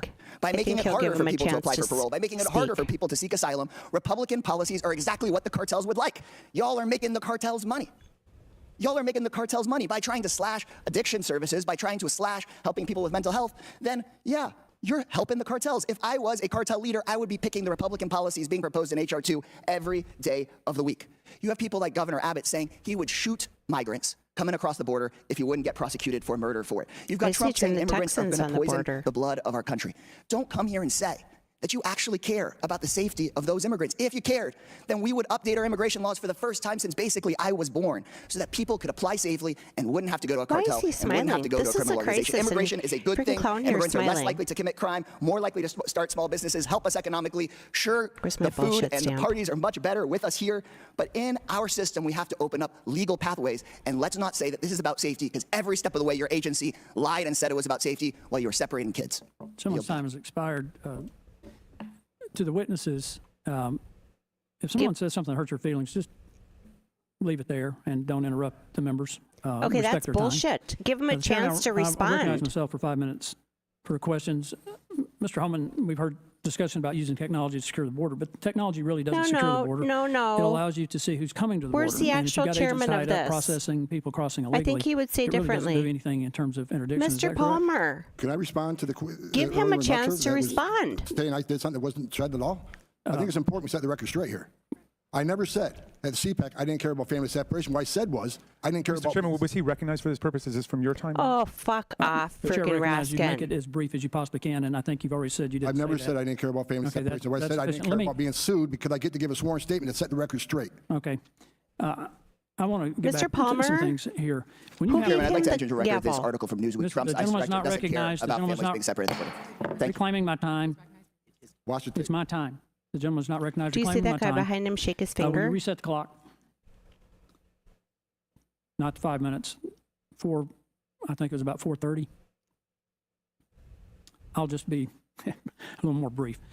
Okay. The point that I was trying to make is I talked with a rancher a couple of weeks ago down at the border, and he told me that since...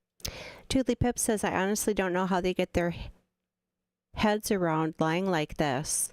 Well, and on top of it, okay, so for those of you who pay attention, you know that they say this kind of stuff to get the sound bites to clip out and put in the news. It's propaganda bullshit. And Tom Holman there was just trying to interject that the guy was making a flat out lie. And Mr. Palmer here, I don't know which state he's from, and I'd like to know why the chairman gave him the gavel, because he's not competent enough to give. Normally, like if it was Jordan or somebody else, they would say, Mr. Holman, would you like a chance to respond? This is not good. Warped perspective allows them to think they're in the right. Yeah, I mean, their perspective is totally off. Plus, on top of it, most of them just read off of a piece of paper. December 28th, that he had the same fence cut 77 times by people who were not being interdicted by the Border Patrol. He told me that on January 4th, 77 times in 6 days. If people are really concerned about coming in here to get a job, to seek asylum, why would they not want to be picked up by the Border Patrol, Mr. Holman? And be brief if you can. I've got a number of things I want to run by you. Well, you're talking about 1.9 million gotaways. Why didn't they take advantage of the giveaway program? Because they don't want, obviously, they don't want to be fingerprinted, they don't want to be vetted. They don't want to turn themselves in the border. Is it true that the Border Patrol charges less to the people who will wade across the river and turn themselves in than they do to the people that they try to get in here undetected? You mean the cartels? Charge less for people that want to turn themselves in rather than get into Chicago. And they're also financing this and hold these people making payments for 8, 10, 12 years to pay off Yeah, they come across with little paying wristbands. cartels to get them in? Some, yes. Yeah, some are doing that. The other thing that I want to point out, when you said 1.9 million gotaways, does that include people that we don't know, or is that an estimate of the ones that we know got away, we saw them and couldn't catch them? The known gotaways are captured on video, drone traffic, sensor traffic, or the Border Patrol sees Is it 1.9 million known or unknown? We don't know how many unknown, because there's large parts of the border, like the Marfa sector, the Big Bend National Park, where there's very little technology. I want you to be brief, because I want to hit some other things. We know that in fiscal year 22-23, we had 169 known or people on the suspected terrorist watch list. Since 2020, it's 312. Mr. Holman, how many did it take to carry out the attacks on 9/11? 9. 19. And I like to say that under Trump administration, 4 years, we had 11. Okay, but it took 19 to carry out the terrorist attacks. In regard to the unaccompanied children, there's somewhere between 85,000 and 100,000 that we don't know where they are. And if it were 100, it would be a tragedy. Okay. And we're not doing anything in terms of collecting biometrics or anything like that to try to find these children. And when you've got children being brought across the border as gotaways, what purpose does that serve or potentially could serve, Mr. Holman? Well, based on my 30 years doing investigations and trafficking, some are going to be in sex slavery, some will be in forced labor, some will be indentured servitude. They'll be forced to work. And just to point out about the labor demand here, we've got the lowest labor participation rate in decades. I had to find my pen. So it's not just an issue of unemployment. By the way, Mr. Beyer, I ran a think tank, and I pretty well understand some of these economics. Have done a lot of work with Cato. I'm very disappointed in the position that you've taken, frankly, because you don't want to have illegal drugs, so it wouldn't be a problem bringing drugs across the border under the policies you guys would advocate. But in terms of labor, they changed, the Bureau of Labor Statistics changed how they count unemployment back in 2012, 2014, somewhere in that range, and stopped counting people who are no longer looking for a job. So that's one of the reasons why you have such a low unemployment rate. Mr. Holman, I want to get back to what the cartels are doing here. I asked a former drug czar if we've gone from a war on drugs to a war with drugs. It's been mentioned several times that we've had over 100,000 people die from drug overdose, and that probably about half of it is fentanyl related. Now they've added another additive to the drugs called Trank that Narcan doesn't work on. Does it appear, considering the source of the chemicals to make these drugs that are being provided to the cartels, that we may actually have a war with drugs and that these people are casualties? I can tell you that the fentanyl doses are getting more and more serious. Overdose deaths are going to happen a lot more often. The criminal cartels are making record amounts of money now, moving narcotics between the ports of entry, smuggling people and trafficking people. And for an earlier statement that most fentanyl come through the port of entries, I disagree. We don't know what's coming between the ports of entry because 90% of agents are off the line. That's right. And my last point, I want to reiterate the thing about the cages. I was at the border in 2015 during the Obama administration. Children were in those cages for a reason. And if the Biden administration wanted that stopped, they could have stopped at day one.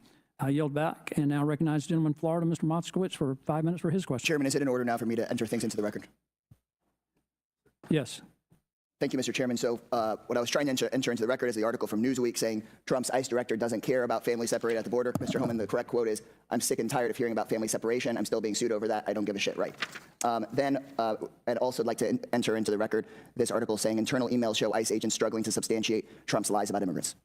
So ordered without objection. Gentleman from Florida is recognized. Thank you, Mr. Chairman. You know, we have failed to pass comprehensive immigration reform up here for decades. But if you listen to the witnesses, some of them, and if you listen to my colleagues, you would think the world didn't begin until President Biden was elected. You would think it was dinosaurs, the wheel, Jesus, the world was flat, the world was round, Biden was elected, every problem. Like nothing happened before. You know, people pretend like everything was just perfect. But you know what? One of my colleagues, when bringing up statistics, showed why this is a farce. She brought up that President Obama deported more people than President Trump. In fact, President Obama deported more people in each term than President Trump. Well, hold on a second. If the border wasn't a problem until President Biden was elected, then how were we deporting all of these people in administrations before Trump was elected? It's because this situation has been going on for decades. So stop lying to the American people that none of this happened until President Biden was elected. Yes, my colleagues passed H.R. 2. They did. It was a wonderful messaging bill. They knew when they passed it, it was dead on arrival in the Senate. And see, that's what this place does. The Senate passes bills that are dead in the House. The House passes bills that are dead in the Senate. They wash their hands with it, declare victory, and say, we did something. Okay? It's fake. You don't pass a bill that you know the other chamber isn't going to take and say, solve the problem. And it goes for the Senate, too. It's just not on the House. And by the way, there were some good policies in H.R. 2. There are things in H.R. 2 that I would vote for. There are things in H.R. 2 that are bipartisan to help secure the border. But there were things in H.R. 2 that were outrageous because it was never meant to become law. There are things in H.R. 2 that would potentially prevent Jews escaping the Holocaust from coming into the country. Because there's all sorts of changes to asylum. There's all sorts of, if you travel through a third country, you can't come in. There's all sorts of language in there that, again, was never meant to become law. And I don't think my colleagues, by the way, put that in there because they would want to prevent Jews from coming into this country. But we've seen what happens when there is language in laws that isn't intended, like what happened in St. Louis in 1939, where there were laws that prevented Jews on a ship escaping Germany. We denied them because we applied things that weren't meant for that situation. And so, look, you don't have to listen to me, right? My colleagues don't have to listen to me. I want them to listen to their own colleagues, Chip Roy, who is a conservative Freedom Caucus member, has said President Trump has failed to secure the border. Ron DeSantis, who ran wall commercials in order to become governor, said Trump didn't build the wall and Mexico didn't pay for it. Okay, and Mr. Holman, I appreciate your energy and passion for children. And I appreciate that you have said that, have you seen terrible things that keep you up at night? I have. I've seen parents in my neighborhood bury dozens of kids because they died at school. Because mentally ill people have access to weapons in this country and body armor and go into movie theaters and churches and schools and shopping malls and gun down children. You want to talk about a wall? You're talking to a wall. They're a wall. They don't want to help kids. By the way, they don't want to solve this issue either. Again, don't listen to me. Just listen to the speaker, who was caught on a call the other day saying that we can't solve the border crisis until after the election. By the way, here's Congressman Troy Niels giving it all away. Giving it all away. Let's read this. Let me tell you, when he's talking about immigration, let me tell you, I'm not willing to do a darn thing right now to help a Democrat, to help Joe Biden's approval rating. I will not help the Democrats try to improve this man's dismal approval ratings. I'm not going to do it. He's saying he's not going to do anything on the border. And he's from Texas, which needs help. He's not going to do anything because he doesn't want to give Joe Biden a win. You have members of this committee that have threatened to vacate the speaker again if they do anything on the border. Senator John Thune has said this is a unique opportunity. He said when Trump was president and Republicans controlled both chambers, they couldn't get done the policies that are being discussed now. So look, I'm willing to do stuff on the border. I'm willing to do it. But they're not willing to do it because they're doing what people hate about this place. They want to use it to raise money. They want to use it to politicize it, but they don't want to solve the issue. There's a deal on the table. They can solve the issue. Thank you, Mr. Chairman. Mr. Chairman.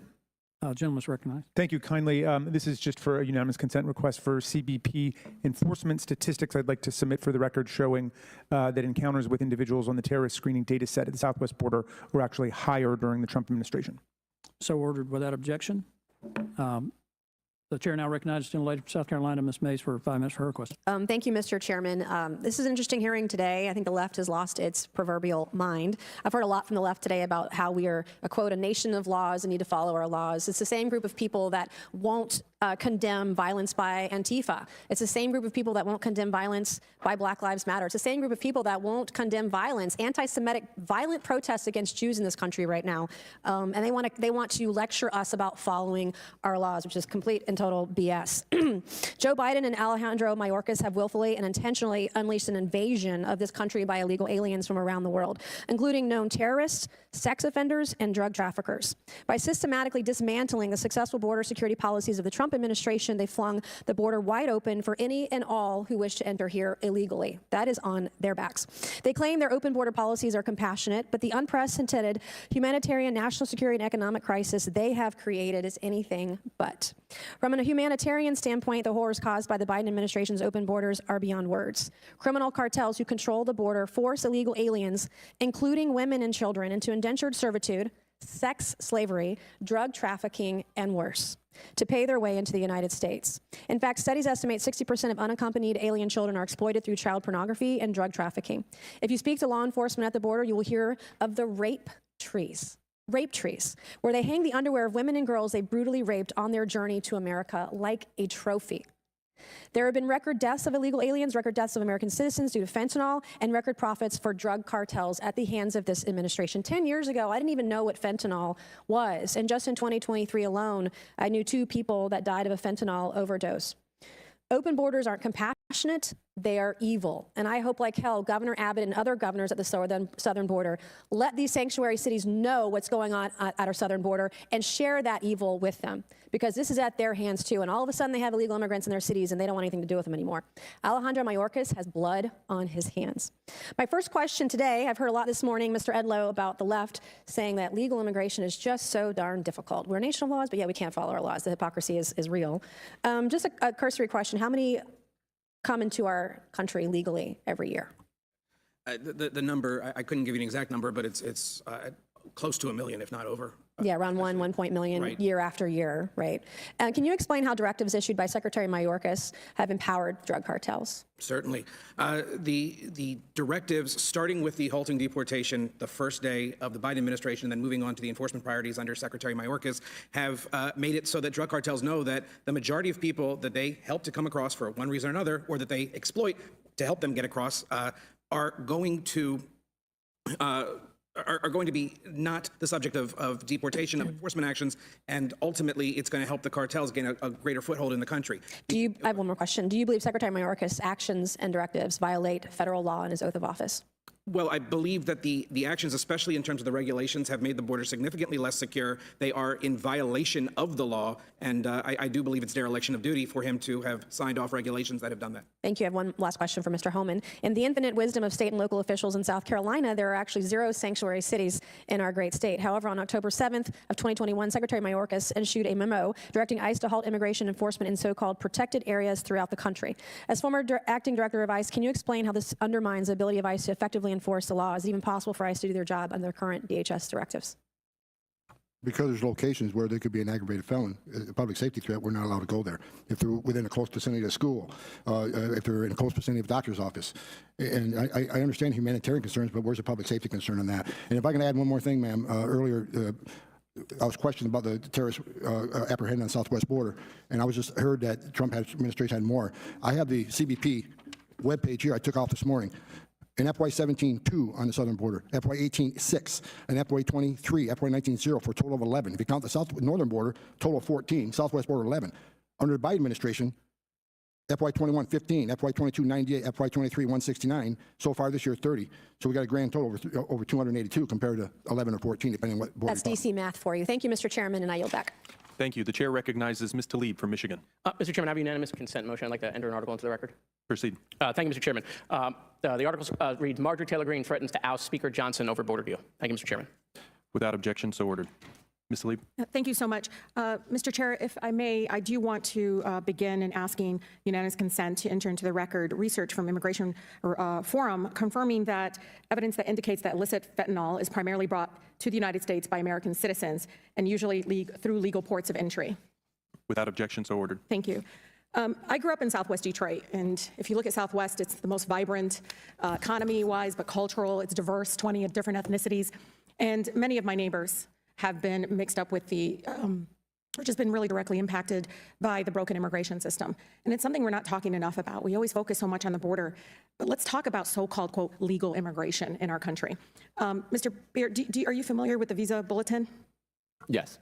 This is where our families go to that are United States citizens or green card holders, where they say, oh, I'm going to go ahead and apply for my sister, my brother in Mexico or other countries. Do you know what the average wait time for them to get adjustment of status? Not approval, because they'll get approved, sometimes within a year or so. But this is adjustment of status where they actually get access to a green card to actually come into the United States. Do you know how long? Well, for siblings, it's going to be over 2 decades. Yeah, that's just in Mexico. So I know, for instance, my mother, when she applied, it was about 12 years for her sibling. And I remember also working as an immigration attorney by trade, working on cases where even when that time came, it was 2 years or so after before they could even get an appointment at the consulate to adjust their status. Do you know how long it is to get U.S. citizens with children that are over 21 years old? Again, it's over a decade. Yeah. I think it's really important to talk about this because there is a process and there are laws, and they're trying to follow the laws. And it's literally decades before they can actually unite with their families. And I don't think people talk about that. Mr. Beard, the other thing that they don't talk about, in Southwest Detroit, do you know how many U.S. citizens I have that are married to undocumented spouses? I'm sure it's thousands. They can't adjust their status here in the United States because of criminals. They have a pathway.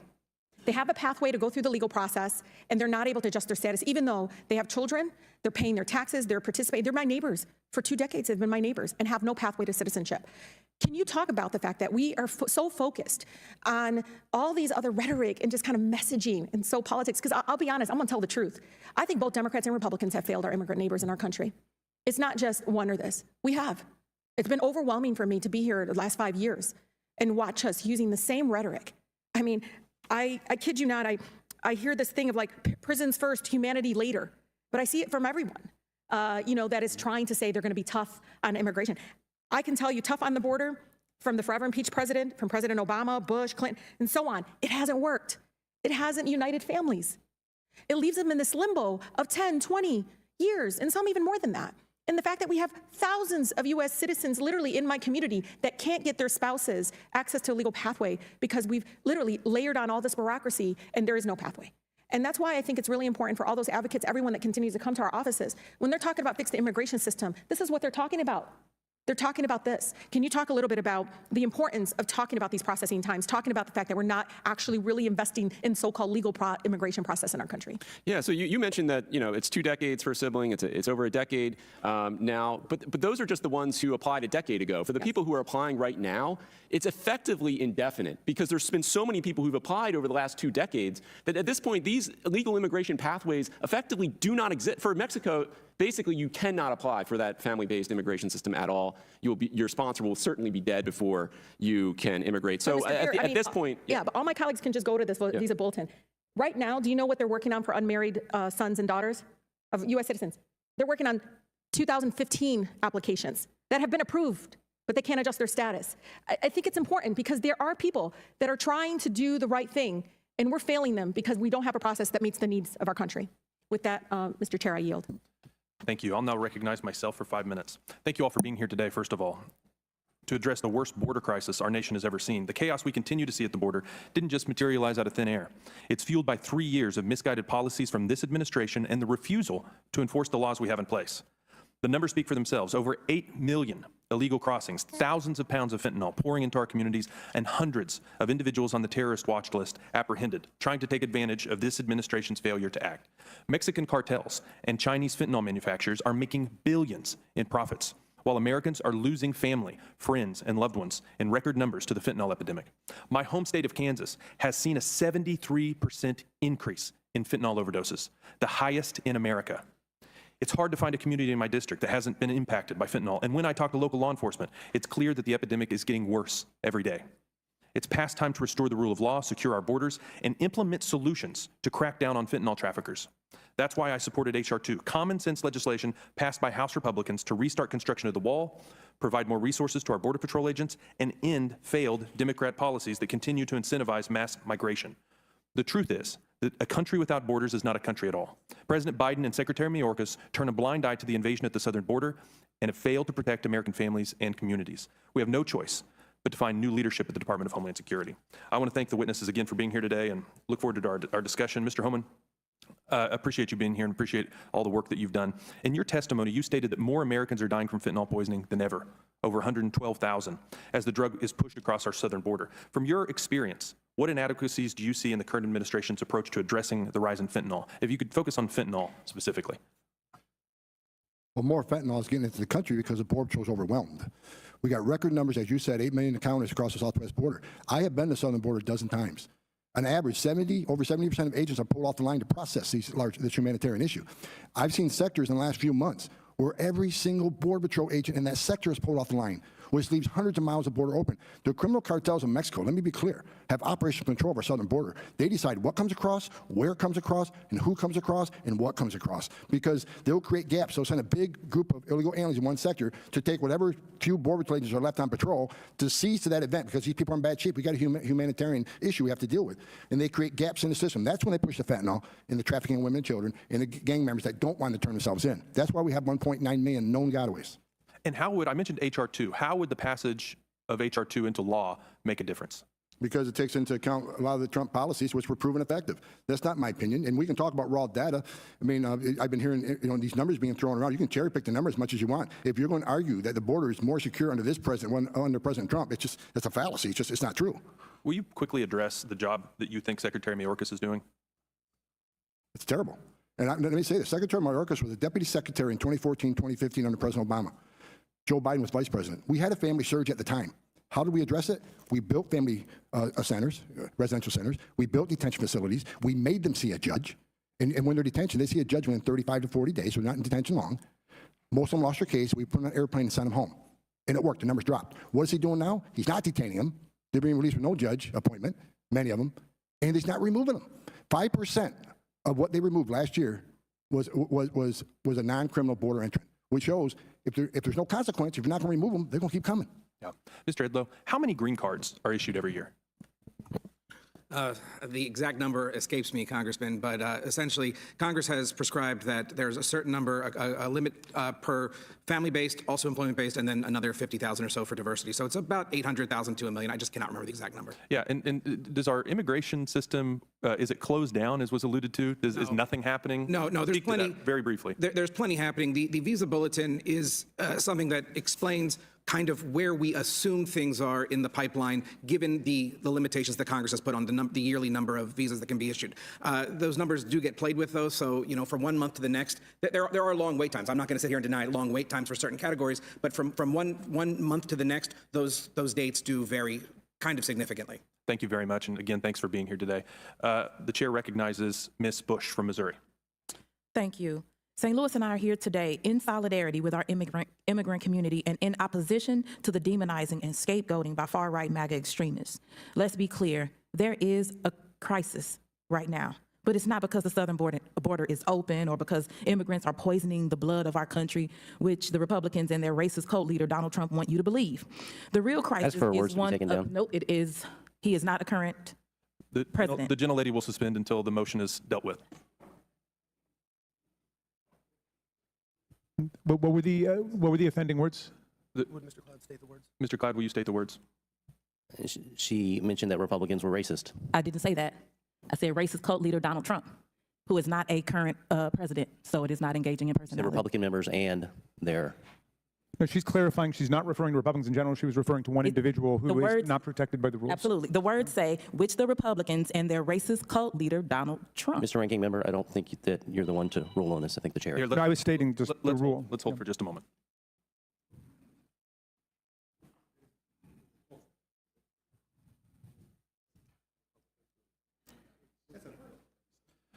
The rules apply only to when you're engaging in personalities of specific members, so the comments are in order. The gentlelady can continue. Thank you.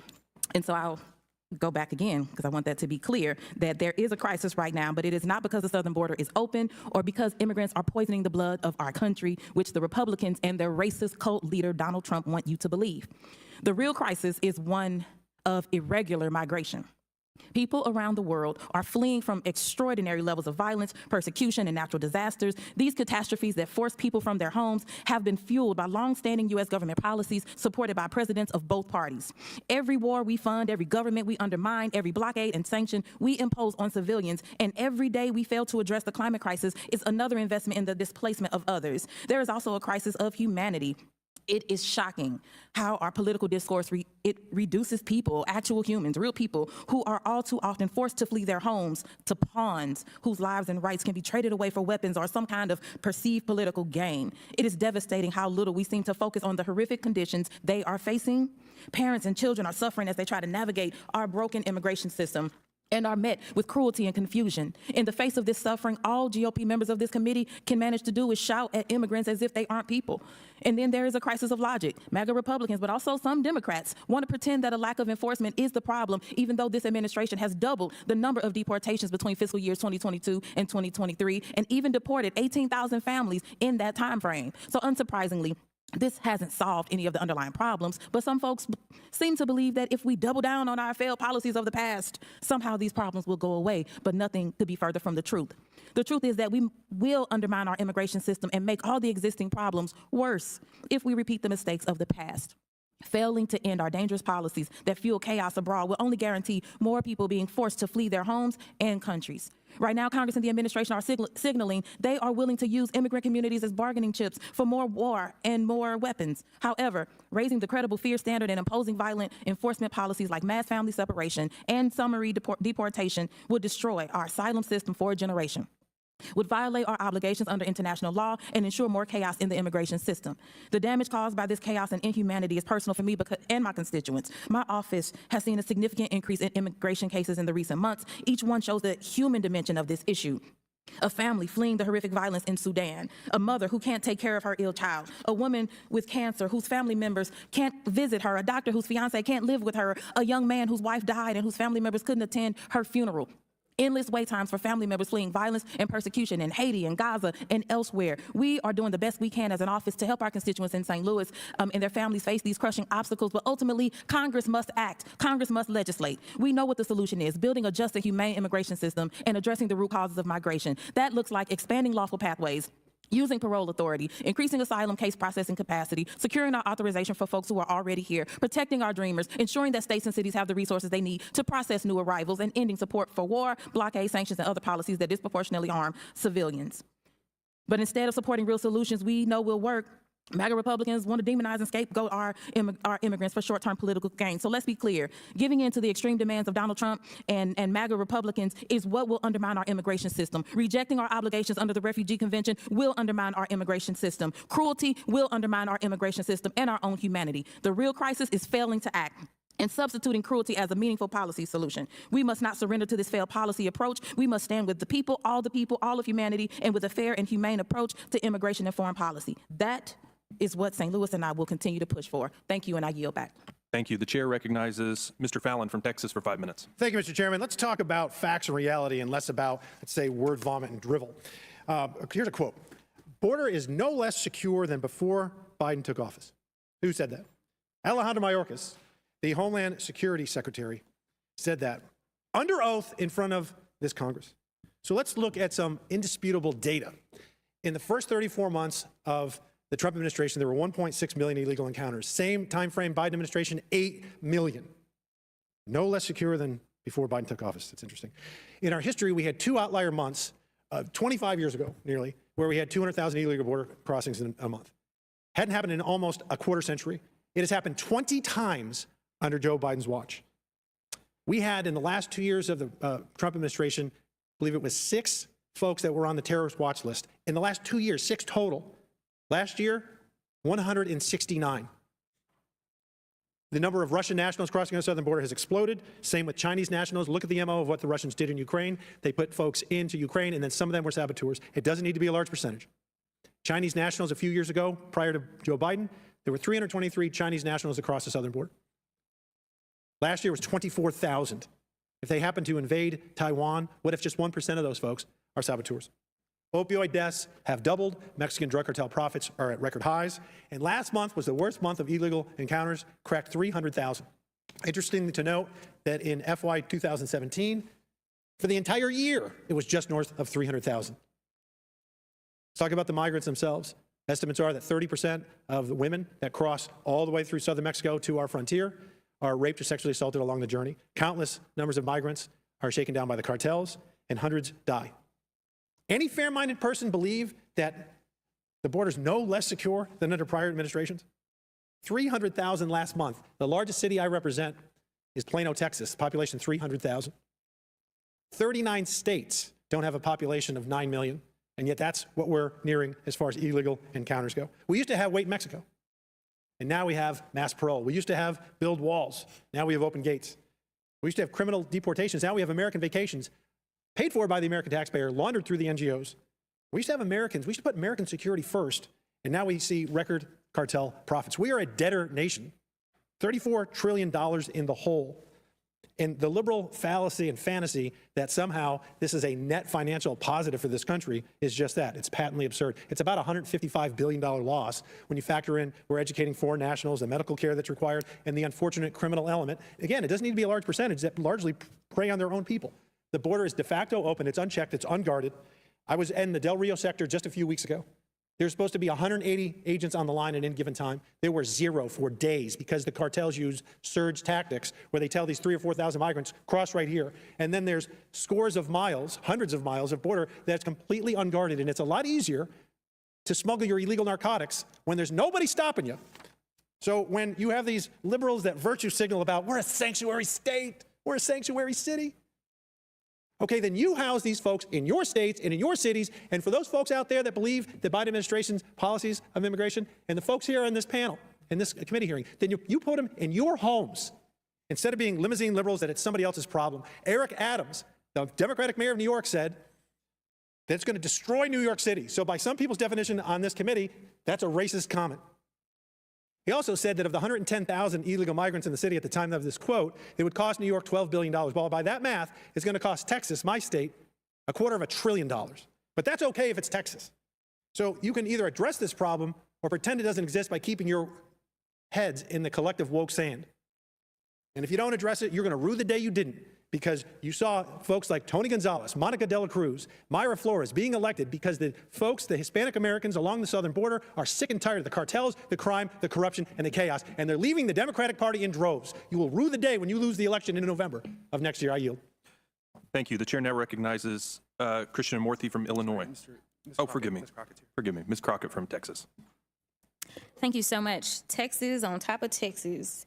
Very interesting. My colleague just mentioned that we should talk about facts instead of fallacy. So I do want to make sure that we address a couple of facts, starting with the fact that Republicans claim to be pro-life, but they're anything but. Considering the fact that we just had a woman and her 2 children that died, they drowned in the state of Texas because our governor decided that federal authorities should not be allowed to actually try to save those people. Order, Mr. Chairman, could you instruct the member to not use profanity to interrupt other members? And can we not keep running down my time? We'll hold your time. You'll get it back. Remind members to have decorum during the hearing today. Ms. Crockett, you may continue. Please restore 10 seconds to her time. The fact is, these people died at our border in Texas on Friday. We are here today having a hearing, and the pro-life party does not want to talk about the fact that there was basically state-issued or sanctioned death at the Texas border. There can be nothing more inhumane than the fact that we have not even decided that we were going to discuss this on the pro-life side. But you know what? I do want to talk about some other facts that we have.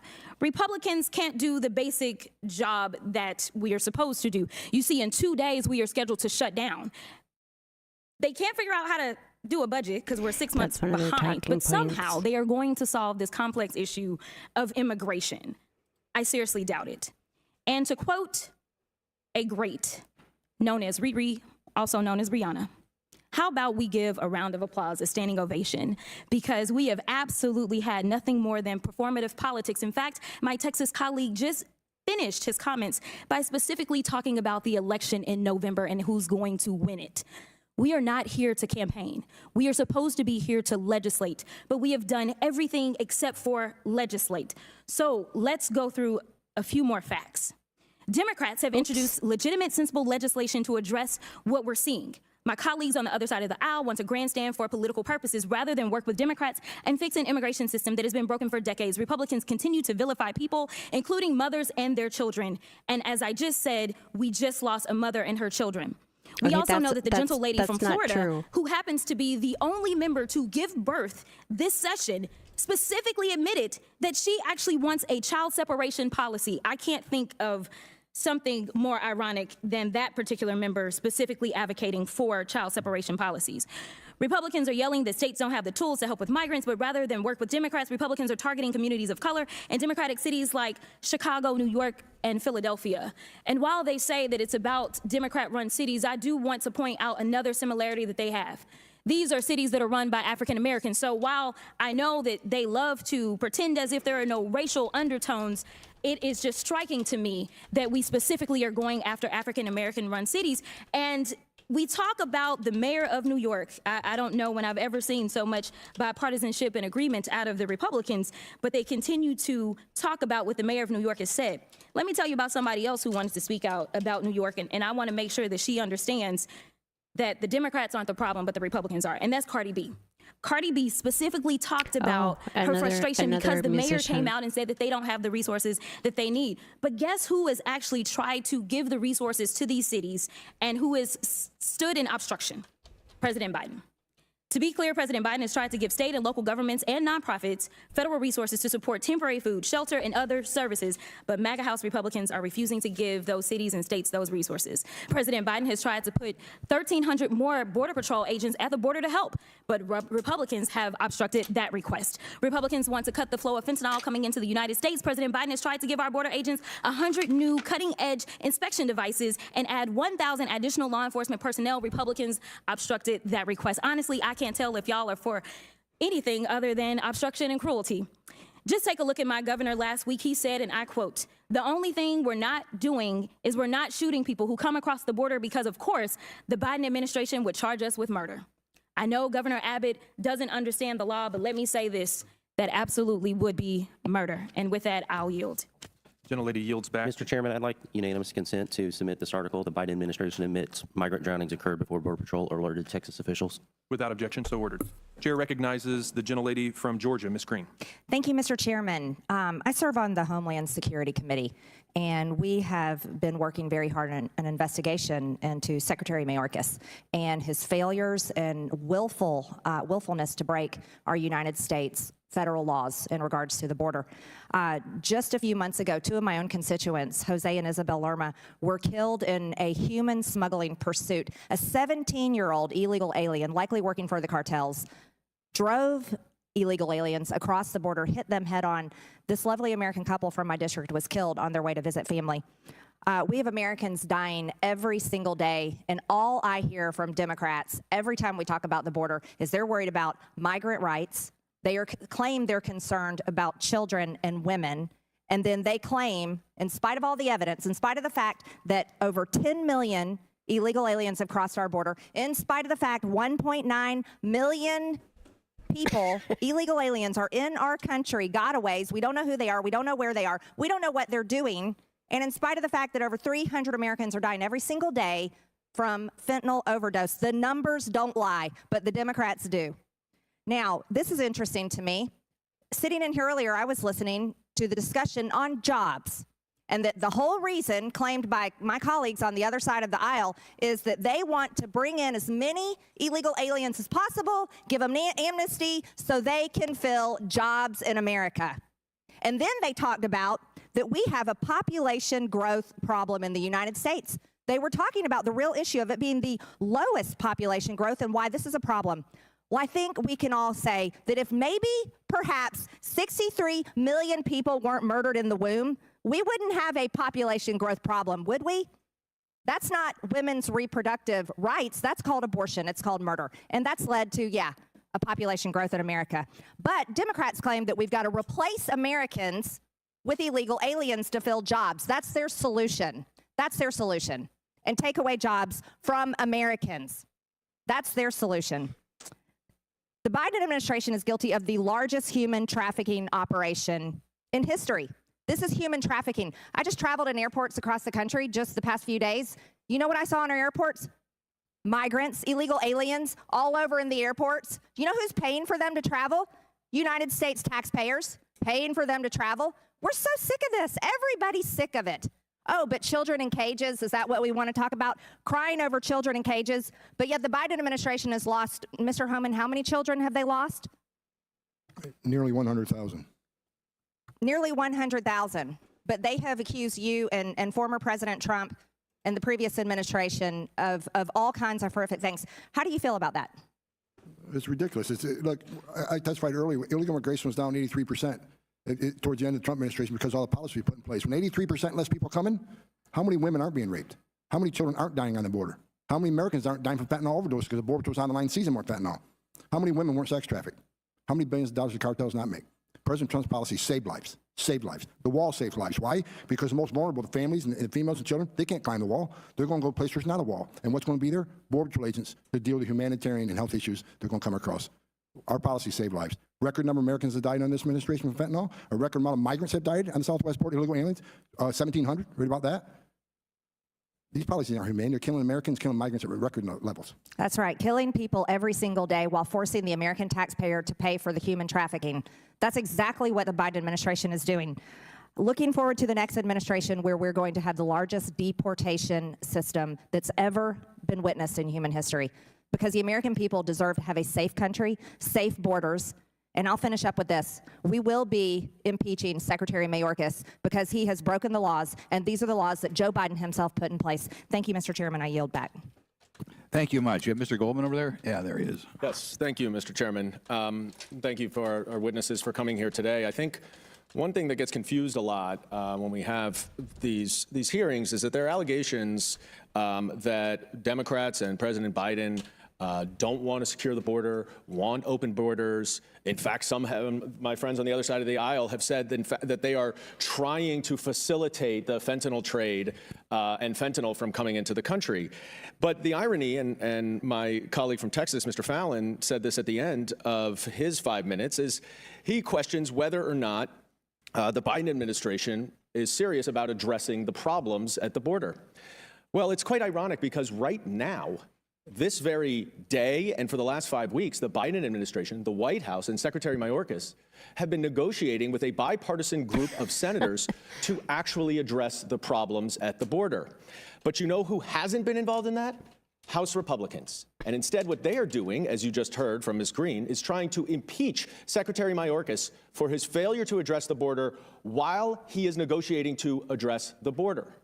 And then, even if there is a bipartisan agreement in the Senate, the Republican leadership in the House has already determined that it is dead on arrival. They haven't seen the agreement, but they just know that it's dead on arrival. Does that, Mr. Beer, sound to you like someone or some party or some group of people who are trying to address the problems at the border?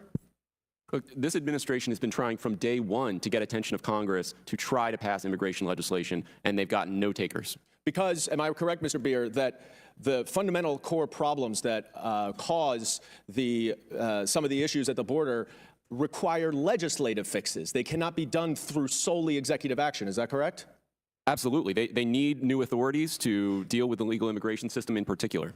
Now, Mr. Edlow, I know you ran USCIS, and you've testified about how the backlog of asylum applications is a significant problem because it incentivizes even those who may not qualify to try to come here because they would be able to stay for years. Is that a fair assessment of the concern about the backlog of the asylum applicants? That was not what I was saying about the affirmative asylum applicants, but as far as defensive people coming across, yes, they get to come in. They'll eventually get work authorization. Actually, under some of these regulations, they get it very quickly. Well, but regardless of when they get it, they apply for asylum, and it takes years, right? And so you would agree with me that fewer than 50% of asylum applicants are granted asylum when their case is finally heard. Is that right? Again, I'm not sure. Are we talking about the people coming in from the border, or are you talking about total? Because those are different numbers. Well, I'm talking about the total. But the point is that there's a backlog. And as the head of USCIS, do you think that 1,600 more asylum officers to process asylum applications would help to reduce the backlog and therefore not incentivize more people to come? If those officers were going to be placed for affirmative asylum applications for people who have been in the pipeline for a number of years, yes. However, that is because not you know what was in the President Biden supplemental? $755 million for USCIS to hire 1,600 asylum officers to go through the backlog. Now, Mr. Homan, do you think that it would be helpful to hire additional CBP officers, Border Patrol agents, or border processing coordinators so Border Patrol agents can do their job and try to secure the border and fight drug trafficking and human trafficking coming over the border? Would those additional officers have helped you when you were heading that department? Hiring more officers to process more quickly, release more quickly. I'm not asking about what I asked. I asked separately about CBP officers, HSI officers, Border Patrol agents, security enforcement officers. Would that help to secure the border? This is not a resource issue. It's a policy issue. That's not my question. My question is, would it be helpful? Would it be helpful? The Of answer, course, having more border patrols is always helpful. Exactly. And yet, this Republican Party does not want to add $4.46 billion that was in the president's supplemental appropriations request to go to the Customs and Border Protection to fight the fentanyl trade, to fight human trafficking, to try to take away the American-made guns from the cartels who control both. And this Republican Party will. We're going to have a hard time here because we are going I yield to. back. Just so you know, we are going to wind up on the floor here, so we want to squeeze in as many people as possible. Mr. Klopp. Hey, thank you, Chair. Thank you all for being here. As we know, the executive branch has one job, and that's to enforce the laws of the land, not to make the laws of the land. This administration is all but given up on securing the border. And now it's actually deploying resources to counter states like Texas that are actually doing the federal job in doing their best effort to secure the borders. We talked to people on the ground. I was there just 2 weeks ago, and the way they described it, they said, right now, it's like you're holding a bucket in front of an open fire hydrant. And what our friends on the left want is more buckets. What you need to do is cap the fire hydrant. And what we've done and what we've seen the Biden administration do is turn our Customs and Border Protection into a Customs and Border Processing, and much to the disdain of many of the people who are there serving and doing their best effort to deal with the Biden administration. My district in South Texas has felt the consequences firsthand for years. Just recently, Goliad County law enforcement reported finding 16 different cartel stash sites, one of them the largest in the country at the time, connected to drug activity, human trafficking, or both. They found them on private property, and of course they were being operated without the owner's permission. Also in my district just a few weeks ago, a 16-year-old girl was murdered in her own home by a man who had overstayed his visa and should have been subject to removal. We've seen, no doubt the border's been challenging for a while, but Trump was able to make a lot of headway and get as close as we've been for a while in securing our border. He succeeded where I would say the Biden administration failed, but that would assume that their goals were to actually secure the border. Mr. Holman, could you explain, because there's a lot of effort from this administration to blame Texas, to blame Congress, saying we need more money, we need more authorities. Could you explain the difference between the authorities that the Trump administration, the authorities and resources that the Trump administration had at their disposal versus the Biden administration? Yeah, and of course, and you hit right on point your first statement. When we talk about more Border Patrol agents, of course, we could always use more Border Patrol agents, but not to carry buckets.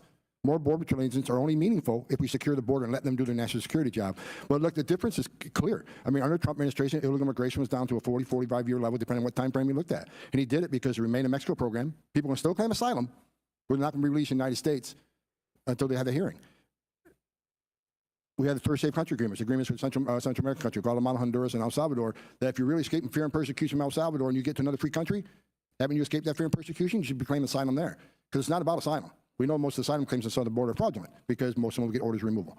And the wall works. You know, people want to say the wall doesn't work. The wall works. The wall takes the most vulnerable people, women and children who can't get over that wall, takes them to a place where there isn't a wall, where Border Patrol's there to deal with a humanitarian issue. And lastly, I'll say about the men and women of the Border Patrol, if I may. I've seen videos in the last few days where people are going down the border screaming at Border Patrol agents that they're racist, they're trafficking in women and children. There's only humanitarian group on that border are the men and women wearing green. Mm-hmm. These are patriots, they're heroes, they're the finest law enforcement officers in the world, and they're being attacked by the left and some on the right as being traffickers. These men and women, the morale's in the toilet. They're doing everything they can. They've saved thousands of lives every year. So for both sides, I saw a video this morning, it just agonized me that you want to pick on the men and women of Border Patrol who put their lives on the line every day to defend this nation. God bless the Border Patrol. I salute what they're doing. Yeah, thank you very much. And so the Biden administration, thank you for mentioning that. They are giving their best effort under tremendous circumstances and an administration that doesn't really support them.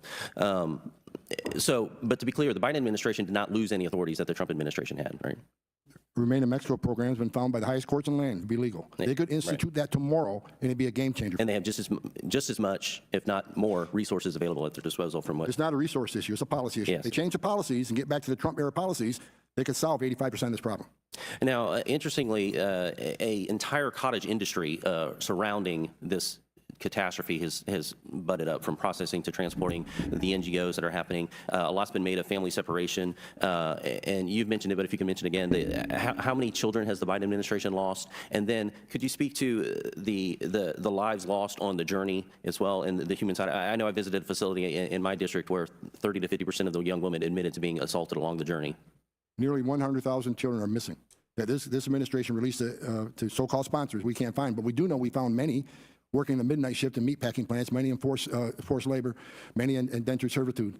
We know that we've lost right around 1,700 aliens have died on U.S. soil making this trip. That's not counting the Darien Gap, which are thousands, Mexico and Central America. When you make promises, you can cross this border legally, you'll be released, you'll get work authorization, and you can't be removed because ICE can't remove somebody who's in the country illegally just for being here illegally. Secretary said that. When you make those types of promises, plus free health care, the most vulnerable people in the world are going to put themselves in harm's way with the cartels, and that's why record amount, not only Americans are dying from fentanyl, 112,000 last count, a record number of migrants are dying every day on the border. And as I said earlier, while we're here talking today, women are being sexually assaulted, and a child's going to die tonight because they think this border is open, and they're going to keep coming. Thank you. I believe my time's up. Yield back. Chair now recognize Mr. Condon from California. Thank you, Mr. Chair. Mr. Homan, you have said that you plan to lead the largest mass deportation operation in history. Is that your aspiration? The largest illegal immigration crisis on the border is going to have to result in the largest deportation operation because most of them will get order removed. I'm just using your words. You stand by that? Yes, absolutely. What is that? Does that mean that you're telling the American public? I'm just trying to understand. If they're 10, 11, 12 million undocumented, I don't know, how many do you think that any one of those folks, if you're in charge, is going to face potential deportation? I think if you're in the country illegally, you need to be concerned because you're in the country legally. So you're telling basically any American today, or any undocumented person here today, 11 million, that your goal, if you get power again, is you're going to lead the largest mass deportation of all of them, correct? The biggest illegal alien crisis on the southern border. Millions of people cross. No, you got to put it in perspective. If you believe in due process and they have the right to claim asylum, they have the right to due process and see a court, when those final orders are issued, if they're not executed, then what the hell are we doing? I just want people to know what happens if you come into power. You've been pretty candid about it. And yes. So, I think it's important for people to understand. Now, I assume that you reject this great replacement theory, correct? The numbers are the numbers. So this conspiracy theory of great replacement, that somehow there's an intentional effort to replace white Americans with Americans who look like me. You reject that theory, correct? Yes, I don't think it's about replacement. Mr. Edlow, do you clearly reject the great replacement theory? Yes, that's not what this is about. Would you reject Charlie Kirk, who has said that the great replacement theory is something that more Republicans should embrace? Would you reject his characterization? I'm not aware of his characterization. If he's advocating for the great replacement I can only speak to myself. I'm not. Would you reject any person who advocates for the great replacement theory?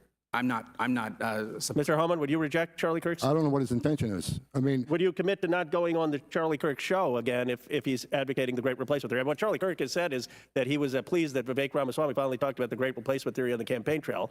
And the great replacement theory is basically that there's some intentional idea of replacing white Americans with brown and black Americans for additional votes, or the diluting of America. You've rejected that. I would have to have a discussion with Charlie Kirk and find out what he means by what he says. But you reject the theory, correct? It depends what his meaning of his theory is. What does he mean by that? I mean, I read stuff in the media every day about me that's not true. What is it that you would think is a reasonable view of it? Again, I don't think what's happening is replacing white Americans. I think it's bringing in a large group of people who the left thinks will be future Democratic voters, or going to change them out with the census numbers, going to change the seats in the House and all that's done. But I'd have to talk to Mr. Kirk and find out what his views are and what he means by it. You believe there's an intentional effort by who to try to get more Democratic voters? I mean, what is it that your belief is?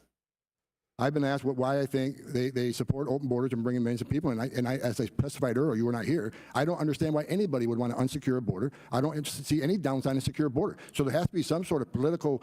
The last question on this is that just your speculation, or do you have any? I mean, that's a very serious charge to launch on. It's just one option out of many. Do I have direct evidence that's happening? And who do you think is doing it? The Democratic Party operatives or other people? I mean, who's leading this, in your view? You know what? I think you need to ask the administration, why did you open the border, and why do you want millions of people crossing the border and be released in the United States? That's a question for them.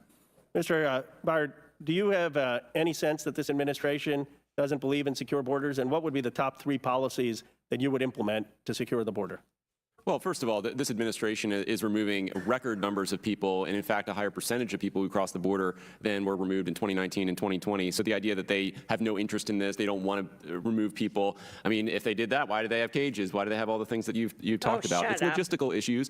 Congress has funded 34,000 beds, and that's how many people arrive in 4 days at the border. That's why people are being released. The solution to this is legal immigration. We need to resolve how we want people to come to this country. Have a conversation about that. And once we agree that people are good, immigrants contribute to this country, then we can have a conversation about how should they come? What's the way? What's the mechanism? because right now there isn't any for the people who are We showing up already at our have border. over like close to 1 million people a year Time's legally expired. Chair now recognize Mr. Timmons from South Carolina. getting citizenship. Thanks, I mean, Chairman. how much more should we I want to point out that this is put the in United here? States Congress. This is the Committee on Oversight and Accountability, and we're having a hearing titled "The Biden Administration's Regulatory and Policymaking Efforts to Undermine U.S. Immigration Law." I've heard from my colleagues across the aisle a number of different lines of logic surrounding this hearing, and I just don't understand where they're coming from. In the last 3 years, we've had millions and millions of non-Americans cross the southern border illegally claiming asylum. Mr. Hummon, what is the number that you use? Because I've heard $5, $6, $7 million in the last 3 years. 5, 6, 7 million people in the last 3 years. What's the number you use? Encounters? Correct. We're just short of 8 million. And you're using a term. What is that term? Encounters. Encounters. Come across the border. So you're assuming you can just estimate how many people have been released into the country? We know at least 2.4 million. And how many gotaways do you think there are? How many people did 1.9 million known gotaways. Okay, so let's go back. Before Biden was sworn in, Trump had a number of policies in place. Remain in Mexico. He was actively constructing a physical barrier across the southern border. He was using technology to surveil the southern border, and the Border Patrol was funded, and they were able to manage their caseload to a fairly good degree under his administration. Is that true to say? Would you agree with that? Yes. Yeah, he did So day introduce one, those Biden gets sworn into cages. office, and he signs an executive order ending Remain in Mexico. He altered the asylum and the parole laws to make them more favorable. He enticed people all over the planet to go to Mexico, to then cross the southern border illegally and claim asylum for whatever they think is a credible fear, which that definition is constantly changed. But the fact is, the Border Patrol doesn't have the ability to say that's not credible fear. You get a court date years down the line, and we spend our taxpayer dollars to send these millions of people all over our country. And Heritage estimates that the cost annually of that is $400 billion. I actually think it's far higher, because when these people are living in our country, they are using our healthcare system, they're using our education system, they're using our infrastructure, and we don't really have a good estimate. I think it's probably closer to $750 billion annually. What do you think the cost of Biden's policies are, taxpayer dollars wise, annually in this country? I have no idea. Would you agree it's hundreds of billions of dollars? Absolutely. Absolutely. Okay. And your point is asylum at the border. You're exactly right. There's massive asylum fraud going on. Even the Democratic expert next to me has said they're coming in for a job. They're coming in for a job that doesn't qualify for asylum. And I just want to point out, I am fully in favor of immigration. We have $34 trillion in debt. The only way we can solve that is by growing the economy, which involves people coming to this country. But they got to come through the front door. And I was in Eagle Pass, Texas 2 weeks ago, and as we were giving a press conference, a family of 4 almost drowned. And they were saved and they did not die. But just 2 days ago, people drowned in the river because they're coming in illegally, because they're not coming to a port of entry. So we have a major problem. It's a crisis. And the costs of these policies are really, it's hard to even put a number on it financially, but then you have lives. You have lives. As you've talked about, the #1 cause of death for Americans age 18 to 45 is fentanyl overdose. Hundreds of thousands of people have died in the last 3 years. We've already gone over the financial cost, taxpayer dollars. The last thing I want to say is just misery. The amount of misery of people coming in this country illegally, whether it's because of indentured servitude, because the cartels are profiting tens of billions, hundreds of billions of dollars off of this, it's just awful. And all of this is because of President Biden signing his damn name. All he's got to do is sign it again. Reinstate Remain in Mexico. We were in the Del Rio border sector with the head of the border sector, and he said, if we reinstate Remain in Mexico, if this President Biden reinstates Remain in Mexico, 75% of the problem will be gone. And that's why we're here. We're here because our country is drowning in insane amounts of illegal immigration. I'm going to read you a quote, and then I'm going to let you guess who it's from. I don't see an ending to this. I don't see an ending to this. This issue will destroy our city. We have a $12 billion deficit that we're going to have to cut even more. Eric Adams, Every I service bet. in the city is going to be impacted, all of us. You think that was from somewhere on a border town in Texas? New York City mayor. New York City mayor. Yep. It's the New York City mayor. Mr. President, you got to sign your damn name, reinstate Remain in Mexico, solve this problem. I yield back. Chair now recognizes Ms. Porter from California. Thank you, Mr. Chair. We're almost finished. Republicans seem, as Mr. Timmons just did, to acknowledge that immigration can benefit our economy, and they seem to say the problem is unlawful arrival. So let me take them for a minute at their word. And most Americans agree with this, by the way, that lawful immigration is a boon to our country and to our economy. Let's understand why, and then let's look at why that isn't the solution to this problem. Mr. Beer, is the U.S. population growth rate declining? It's down 90% from its historic highs. Okay. Can you have a growing economy and a declining birth rate in the long term? you can have economic growth with a declining birth rate, but it's more difficult. Okay. And I think we can all look at examples around the world of countries that are struggling with this. So our population will start to decline in just a few years, in 2030, if current immigration and demographic trends continue, correct? That's right. So if population does begin to decline, what are some likely harms to the U.S. economy? Well, look, you look at the Social Security system, if we do not have another 30 million workers available by 2034 than the Social Security Administration expects we will have, then we're facing a situation where taxes are going to have to go up a lot in order to fund the system, and that's going to be a catastrophic hit to taxpayers or to Social Security benefits, one or the other. So that's one example. Obviously, economic growth is going to be impacted as more people retire. We've heard about the employment rate going down. Well, that's because people are retiring, not because fewer people are working. If you look at the prime age employment rate, it's high, but that's not enough to make up for all the retirees that are no longer working. And Mr. Beer, collectively, even if we just look at Social Security, forget collectively, if we just focus on Social Security, we are talking about, in the next few decades, trillions of dollars of shortfalls that could effectively decimate Social Security. Yes, absolutely. You're talking about over $12 trillion deficit in the short term. Okay, so then let's say we agree that we need lawful immigration.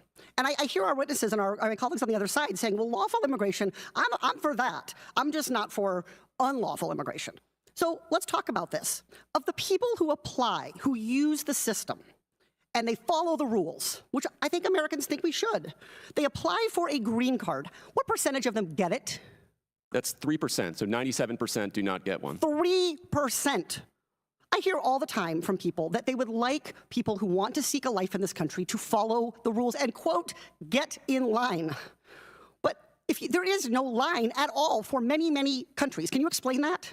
Right, so some countries, you can apply for the lottery, right? If you're from a country without a large legal immigration flow already to the United States. But for many countries, where Mexico, India, China, Central American countries, Venezuela now, they're banned from even applying for that green card lottery. So there's no direct path for them. If they don't have a U.S. citizen family member in the United States, they're out of luck unless they are extremely highly skilled individual, PhD, master's degree in STEM, has a chance. Again, through the H-1B lottery. So we got lotteries on top of lotteries, even for the highest skilled people. So I think this is a really important point for the American people to understand, and really important for Democrats to stake out here. What is our position on immigration? And it is that immigration is a huge benefit to our economy, from which we all benefit. Whether we are generations past from coming to this country or new immigrants, every American benefits from a strong, stable, globally competitive economy, and we have to have legal immigration to get there. That's platform one, in my view. The second platform is we want people to follow the rules, to have an orderly system. But we have to be honest, despite the efforts of the Biden administration, there is still, because Congress has failed, Republicans and Democrats have failed our economy and the American people because we have not created an orderly system. You cannot wait in line if there is no line. You cannot take your turn if we don't provide a chance to get to the front, to get a chance to apply. So the fundamental problem here is we have a broken immigration system. And what we're seeing in terms of unlawful immigration, we shouldn't be blaming people seeking a better life. We ought to be willing to look in the mirror in this body, in the Capitol, and take responsibility for our failure to update the immigration system and to create an orderly way to boost our economy. I yield back. Chair recognizes Ms. Boebert from Colorado. Thank you, Mr. Chairman. The failure in our immigration system is a wide open southern border. There are folks who are waiting in a so-called line. As Mr. Beyer said, most countries do not have a line. They have a lottery, and they're banned from even applying. We have the most generous system in the world for bringing in legal immigrants into our country. And it's so interesting, fascinating to hear my colleagues on the other side of the aisle debate this and counter every other argument that they have in their policies. They're saying they want economic growth, and the only way to get so is through indentured servitude, is through putting moms and their children in the hands of cartel, who, Mr. Holman, you have said that it's the cartel who have operational control at our southern border. Is that not correct, sir? They absolutely do. So we are going to risk putting lives in the hands of the cartel to bolster our economy. My colleague just asked if our birth rate was declining here in America, and the answer was yes.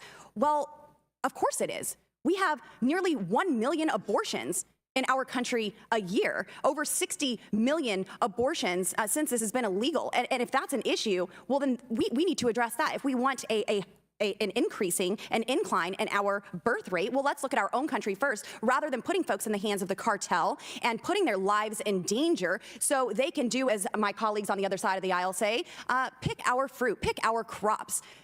Aren't the folks who are coming here to seek the American dream deserving of the American dream? Or are they only deserving to clean our toilets, fold our beds in our hotels, the sheets, and pick our crops? I think the American dream is worth much more than that, and that's why we are the most generous nation in the world when it comes to legal immigration, accepting nearly 1 million legal immigrants each year. Now, Mr. Homan, as someone who oversaw a significant downturn in illegal border crossings under the Trump administration, what do you believe has been the biggest driver in skyrocketing increase of illegal immigration through our southern border under the Biden administration? The Biden administration's policies, catch and release. They know they cross the border illegally, they'll be processed in record time because the administration keeps sending more resources to the border, not to secure the border, but to process and release. Right. As long as they know they can cross the border, be released, get flown or transported to the city of their choice at taxpayers' dime, get lodging, health care, 3 squares a day, they're going to keep coming because there's no consequence. Thank you, Mr. Homan. Now, in Colorado, we've seen fentanyl deaths absolutely explode and thousands of illegal aliens shipped into my state of Colorado. How do you think that the American family has been most impacted by the failure of this administration to secure a border and keep this, what I could consider a weapon of mass destruction, out of our country? Well, it's a poison. And there's a couple of things. First of all, I haven't seen this administration hold China accountable for providing the precursors that the cartels in Mexico used to create this poison. I haven't seen any accountability for this administration holding Mexico accountable for not taking on the criminal cartels. And the fact is, about 300 children are going to die every day, hundreds every day, and this is not going to stop with an open border. Because despite what people have said here today, I've done this for 34 years. I've investigated criminal cartels. Much of the fentanyl has come through the port of entry. I don't argue that. Most of the fentanyl is seized at a port of entry because that's where they stop every vehicle. But between the port of entries and maritime from the Coast Guard, you can't make a statement saying most of the fentanyl comes through the port of entry when you don't know what the hell is coming between the port of entry, especially when most Border Patrol agents are no longer on patrol. I testified earlier, I've been to several sectors in the past year where every single Border Patrol agent was pulled off the line for days. 100 miles of border. The criminal cartel is going to use the route of least resistance, and that's where there is a law enforcement officer. Yes, Mr. Homan, that's a great point because we do hear about the ports of entry a lot in this committee room, but we don't know what's coming across the border where it is wide open and there are not Border Patrol agents. And I love that you also highlighted the fact that the funding that's going to our border is simply to process more illegal aliens, not to secure our border. Now, going back to Colorado, Jose Guadalupe Manivar Alas, an illegal alien, forgive my pronunciation of his name, but he's an illegal alien who has 4 previous convictions in Colorado for alcohol-related driving offenses and was previously deported 4 times and recently crashed his vehicle and killed a 47-year-old woman, Melissa Powell, and her 16-year-old son. The Biden regime absolutely has blood on its hands for their failure to secure our border and actually hold this criminal alien accountable, and is resulting in the deaths of women and children here. There's many excuses that we hear from the other side, and unfortunately, one of them is to bolster our economy and that our Social Security system is going to decline. Mr. Beyer, you said that we have to raise taxes on the American citizen. No, definitely not. You said taxes will have to go up to fund the federal government. That's what I expect Congress will do. Well, if I'm here, we won't. Good. Thank you. But this is something that we have to address so we are not having to fund $200 million annually in illegal aliens in my state of Colorado alone. Gentlemen, I thank you so much for your time here, for your testimonies, and for getting information to the American people. And I hope we get the southern border secured quickly. Chair now recognizes Mr. Donalds from Florida.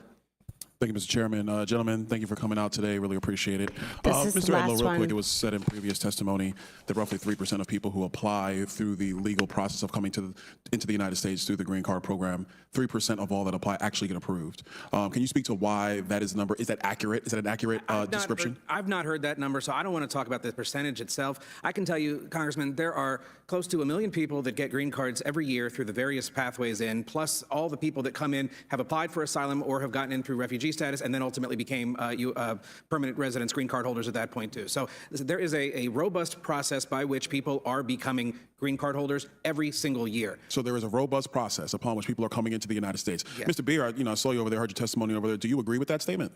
Oh, absolutely not. If you compare the United States to other countries, it would take about 70 million people showing up in the United States tomorrow to get our immigrant share of our population to equal what we see in Australia, 35 million to get to where it is in Canada. The United States is an outlier for having a restrictive immigration policy. Mr. Beard, do you think it is appropriate for the American government to model that of Australia and other countries around the world? I think we should do what's in our best interest, and I think immigration can benefit the United States if done legally in an orderly manner. Mr. Beard, do you think it's in the nation's best interest to have a massively open southern border that is largely controlled by the drug cartels? Absolutely not. So, Mr. Beard, follow-up question to that. Do you think it is wise for the Biden administration to reverse its protocols at the southern border? Its own protocols? Yes. I don't understand. Why would it reverse its own protocols? Well, let's go back. You just said that the current situation at the southern border is not in the nation's interest. It's not wise for the nation to have that. Yeah. And since the basic predicate of this hearing, by any objective measure, is that the policy prescriptions by Joe Biden since he became president has led to a massively open southern border, do you believe it's in the nation's interest for President Biden to reverse course on his policy prescriptions when he became president on January 20th, 2021? I don't agree with the premise. His policies didn't cause this. So his policies have not allowed for 3 million entrants into the country through wide open asylum and association from detention? Sure, people definitely came. I don't dispute the numbers. Do you deny Biden's policies didn't Do you cause deny the fact that the drug cartels are going to make $12 billion a year trafficking people into the United States? We should defund the cartels by letting people come to this country legally. Then they wouldn't have to hire a cartel member. Mr. Beer, how would they cross the southern border, which is largely controlled by the drug cartels on the Mexican side of the border? How would they trespass that? They would get a visa and get on a plane. So what you're advocating for is that the policy of the United States of America is that people can basically hop an airliner and come to the United States of their own volition and free will? If they get vetted by the U.S. State Department, what's wrong with that? Do you believe the U.S. State Department has the capability of vetting that many people? Absolutely. All illegal immigrants are paying fees in order to get vetted. They want to be vetted. Mr. Beer, we are talking about the same State legal. Department under Tony Blinken that couldn't evacuate 10,000 Americans from Afghanistan, that couldn't evacuate Americans out of Israel, where you had members of Congress go over to Israel to get 246 Americans out because the State Department was busy sending text messages and dropping voicemails into people's cell phones. That U.S. State Department can process millions of people coming into the United States. Yeah, I mean, certainly the State Department has its challenges, but if you look at where it started, at 83% visas being cut by the last administration, I mean, they gutted the State Department's visa processing, which is why they were not able to get Afghans out of Afghanistan. Mr. B, I have a final question for you. We'll leave Afghanistan for another day. I disagree with you, but we'll leave that. I have a separate question for you. Do you believe the United States' current policy with respect to work authorizations, Medicare, essentially public charge doctrine with Joe Biden's administration changed from the Trump administration? Do you believe that would only juice immigration into the United States if people coming to apply for asylum directly through the U.S. State Department, that it would only increase the influx of people because they will be able to take advantage of the vast amount of the welfare state in the United States of America? Do you think it would bring more immigrants or less immigrants? Look, I don't support immigrants being on welfare. I mean, I'm not exactly sure what the question is. I think the city of New York has unfortunately decided to put everyone up in a hotel room and make their taxpayers pay for it.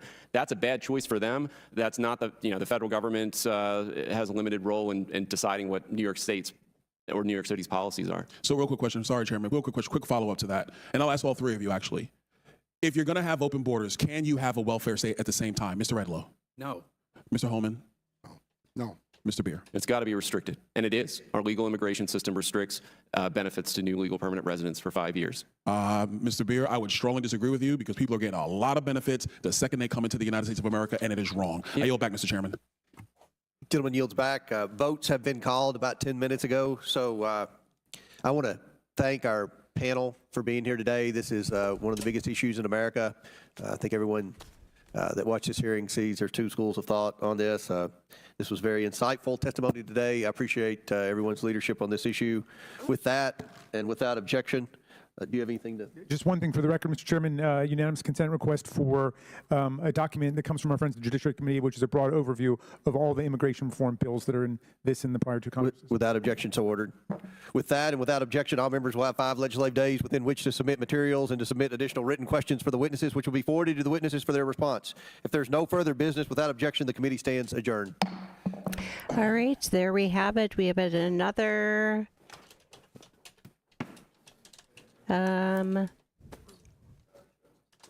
we are done with another subcommittee hearing. I just wanted to respond to a comment. Dum dum dum. All right, so wonder if I can show you. I can, but it's a little It's a little goofy here. Can you see the bottom?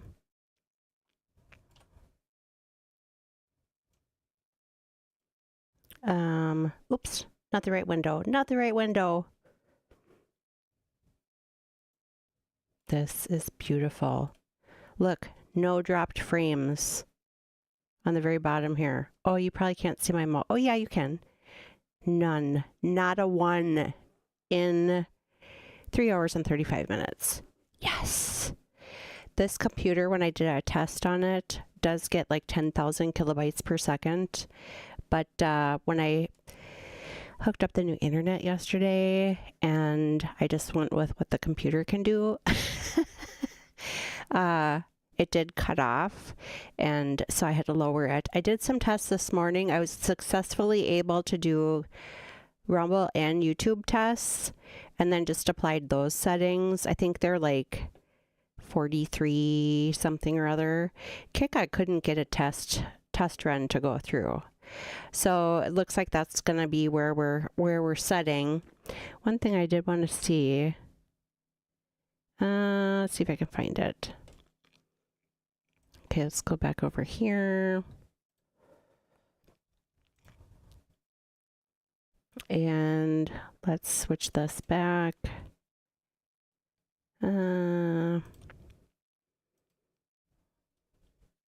Okay, so this is a subcommittee hearing last night. And on the Rumble side, if you go down to the bottom, oops. Can you see that? Maybe not. If you go to the bottom on Rumble and click this little gear button, you should be able to bump it up to HD, I think. Well, maybe not. Maybe it has to buffer. Oh yeah, then you're good. So you should be able to get HD quality. I'm not sure on YouTube if that works.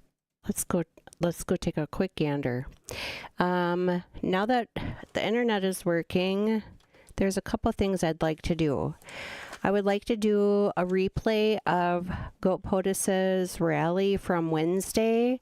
I wanted to do it live, but again, I hadn't gotten the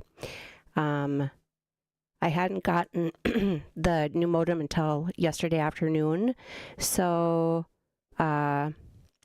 obviously I missed it. And then last night we did the subcommittee hearing on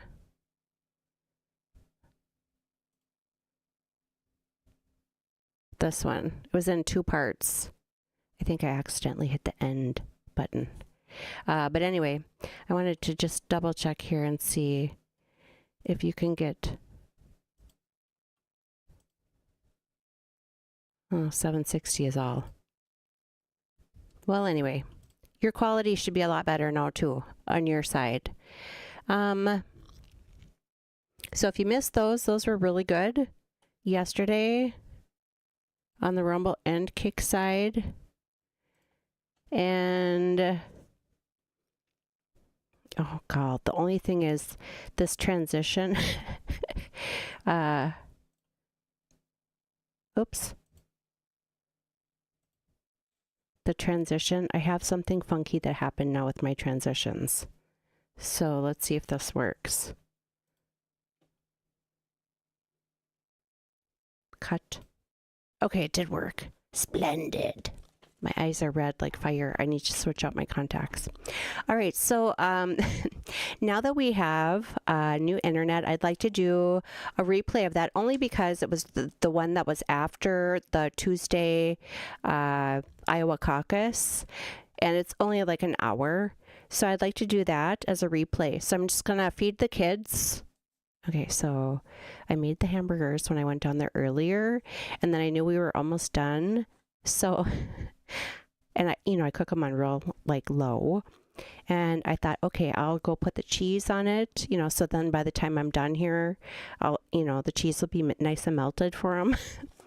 And I accidentally left it on low, so now they're like little hockey pucks. So I told Lily, here's a couple of bananas. So we'll get that fixed. Have to find something else for lunch. But so I'll probably do that. this afternoon. And then maybe over the weekend, I know last week I wanted to do something totally off politics and off trials. The Twin Flames documentary from Prime Video. There was one on Netflix that I watched. I can't live stream that one because I don't have the login credentials for it. It's my kids have them in the thing. It's my ex's account. But it was very good. She had, Jamie, I was asking if she wanted to co-host on the Prime Video one because she hadn't seen that. They came out approximately at the same time. And in my opinion, they're both excellent and they're both different. So if you aren't sure about the Twin Flames cult, if you will, we kind of started before Zachariah Anderson trial, crafts and cult and crime. So I'm going to see if she has any availability over the weekend to do that. That's a 3-part documentary series from Prime Video. It's very good. As far as like the trial stuff goes, I know Rex Heuermann had a hearing the other day. And Sarge Joe Giacalone, he was on with Anjanette Levy. I think that also happened on Wednesday, talking about that. I kind of shy away a little bit from some of those hearings just because there's so many really excellent people. I don't want to like double up on them, like the information. But I know I was watching somebody else the other day and I had steered them towards Joe Giacalone. So I might just like pull the video. I started watching it and then I got distracted. I might start the video and then maybe do a short like bullet point thing and then redirect you. Joe is so kind. Every time I see him in like a live chat, he's like, "Hey, Crime Spies," or if I like send out an X post, he always likes it and retweets it. So I really appreciate him so much. He is so smart and kind and wonderful. And also, if you don't, for those of you who do follow the Gilgo Beach, Raul, who his Twitter or X handle is catch_lisk. Raul is fantastic. He's probably, in my opinion, the most well-versed on that whole situation. He's been on with Joe Giacalone before. I'm still trying to find the remaining episodes of that brand new Gypsy 6-part documentary. We did 2 episodes on Rumble and Kick. I think it's on Lifetime. Last week, I was trying to get in touch with Steve from Publicly Buzzed. You know how much I love Steve. Him and I were thinking about like collaborating on doing a watch party of those 6 episodes. I don't know, all in a row, but I would have thought it would have been on HBO Max because it's Lifetime, but I haven't been able to find it, and I really don't need to like buy another subscription. So I'm kind of putting that on the back burner. So I guess there's that. What else? Oh, a couple other videos I'm looking to find. I guess this is a little disorganized, but I think I had mentioned at the beginning of this, Mark Levin, either this past Sunday or the Sunday before on Life, Liberty, and Levin, he had an excellent opening segment about the immigration crisis. He also had a short interview with Victor David Hansen. And I thought it was very insightful, talking about the lack of assimilation with the migrants that are coming in and how that's actually fueling the flame of chaos. But I thought it was very good. I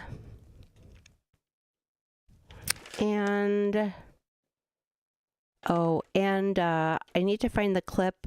I think now that the computer's running swimmingly, if you will, I might just start doing some shorts just pulling some of the clips of some of the things that I mentioned.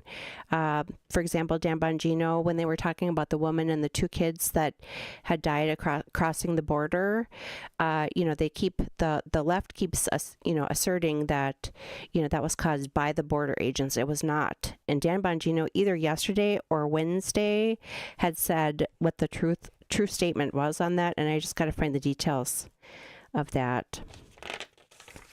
Let's see here if I can. Oh, and they keep mentioning Charlie Kirk asserting this great replacement theory. Towards the end of this, they were asking the Homan and the other guy to his right. They were asking him to denounce Charlie Kirk. I want to find that and see what the full clip is, because you know how they like to take little tiny bits and pieces and, rip them up. Another thing I had actually thought about doing, now that the computer is working, is also doing like a little like a real short red pill of the day or something. Just like the Kids in Cages comment. Saying, okay, here's what they say about the kids in cages, but here's the true, statement, and maybe pull a clip from these hearings like Homan, and then and then have like the thumbnail be red pill of the day or something. I don't know. It's just some thoughts I have. All right. I would like to thank everybody for joining me today. It was lovely, wasn't it? These people are bananas. Did I already do that joke? Do you remember that from Sesame Street back in the 70s? I can't hear you. There's a banana in my ear. Okay, I'm getting punchy. So hopefully this is helpful to you. Like I said, I'm really glad I kind of, flew a little too close to the sun last week and decided to put the Mayorkas one on YouTube.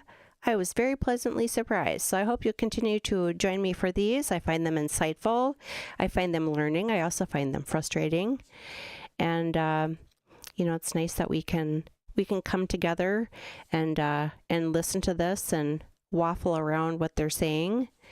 And that's wonderful. All right. So now that I'm rambling, I'm going to let you go.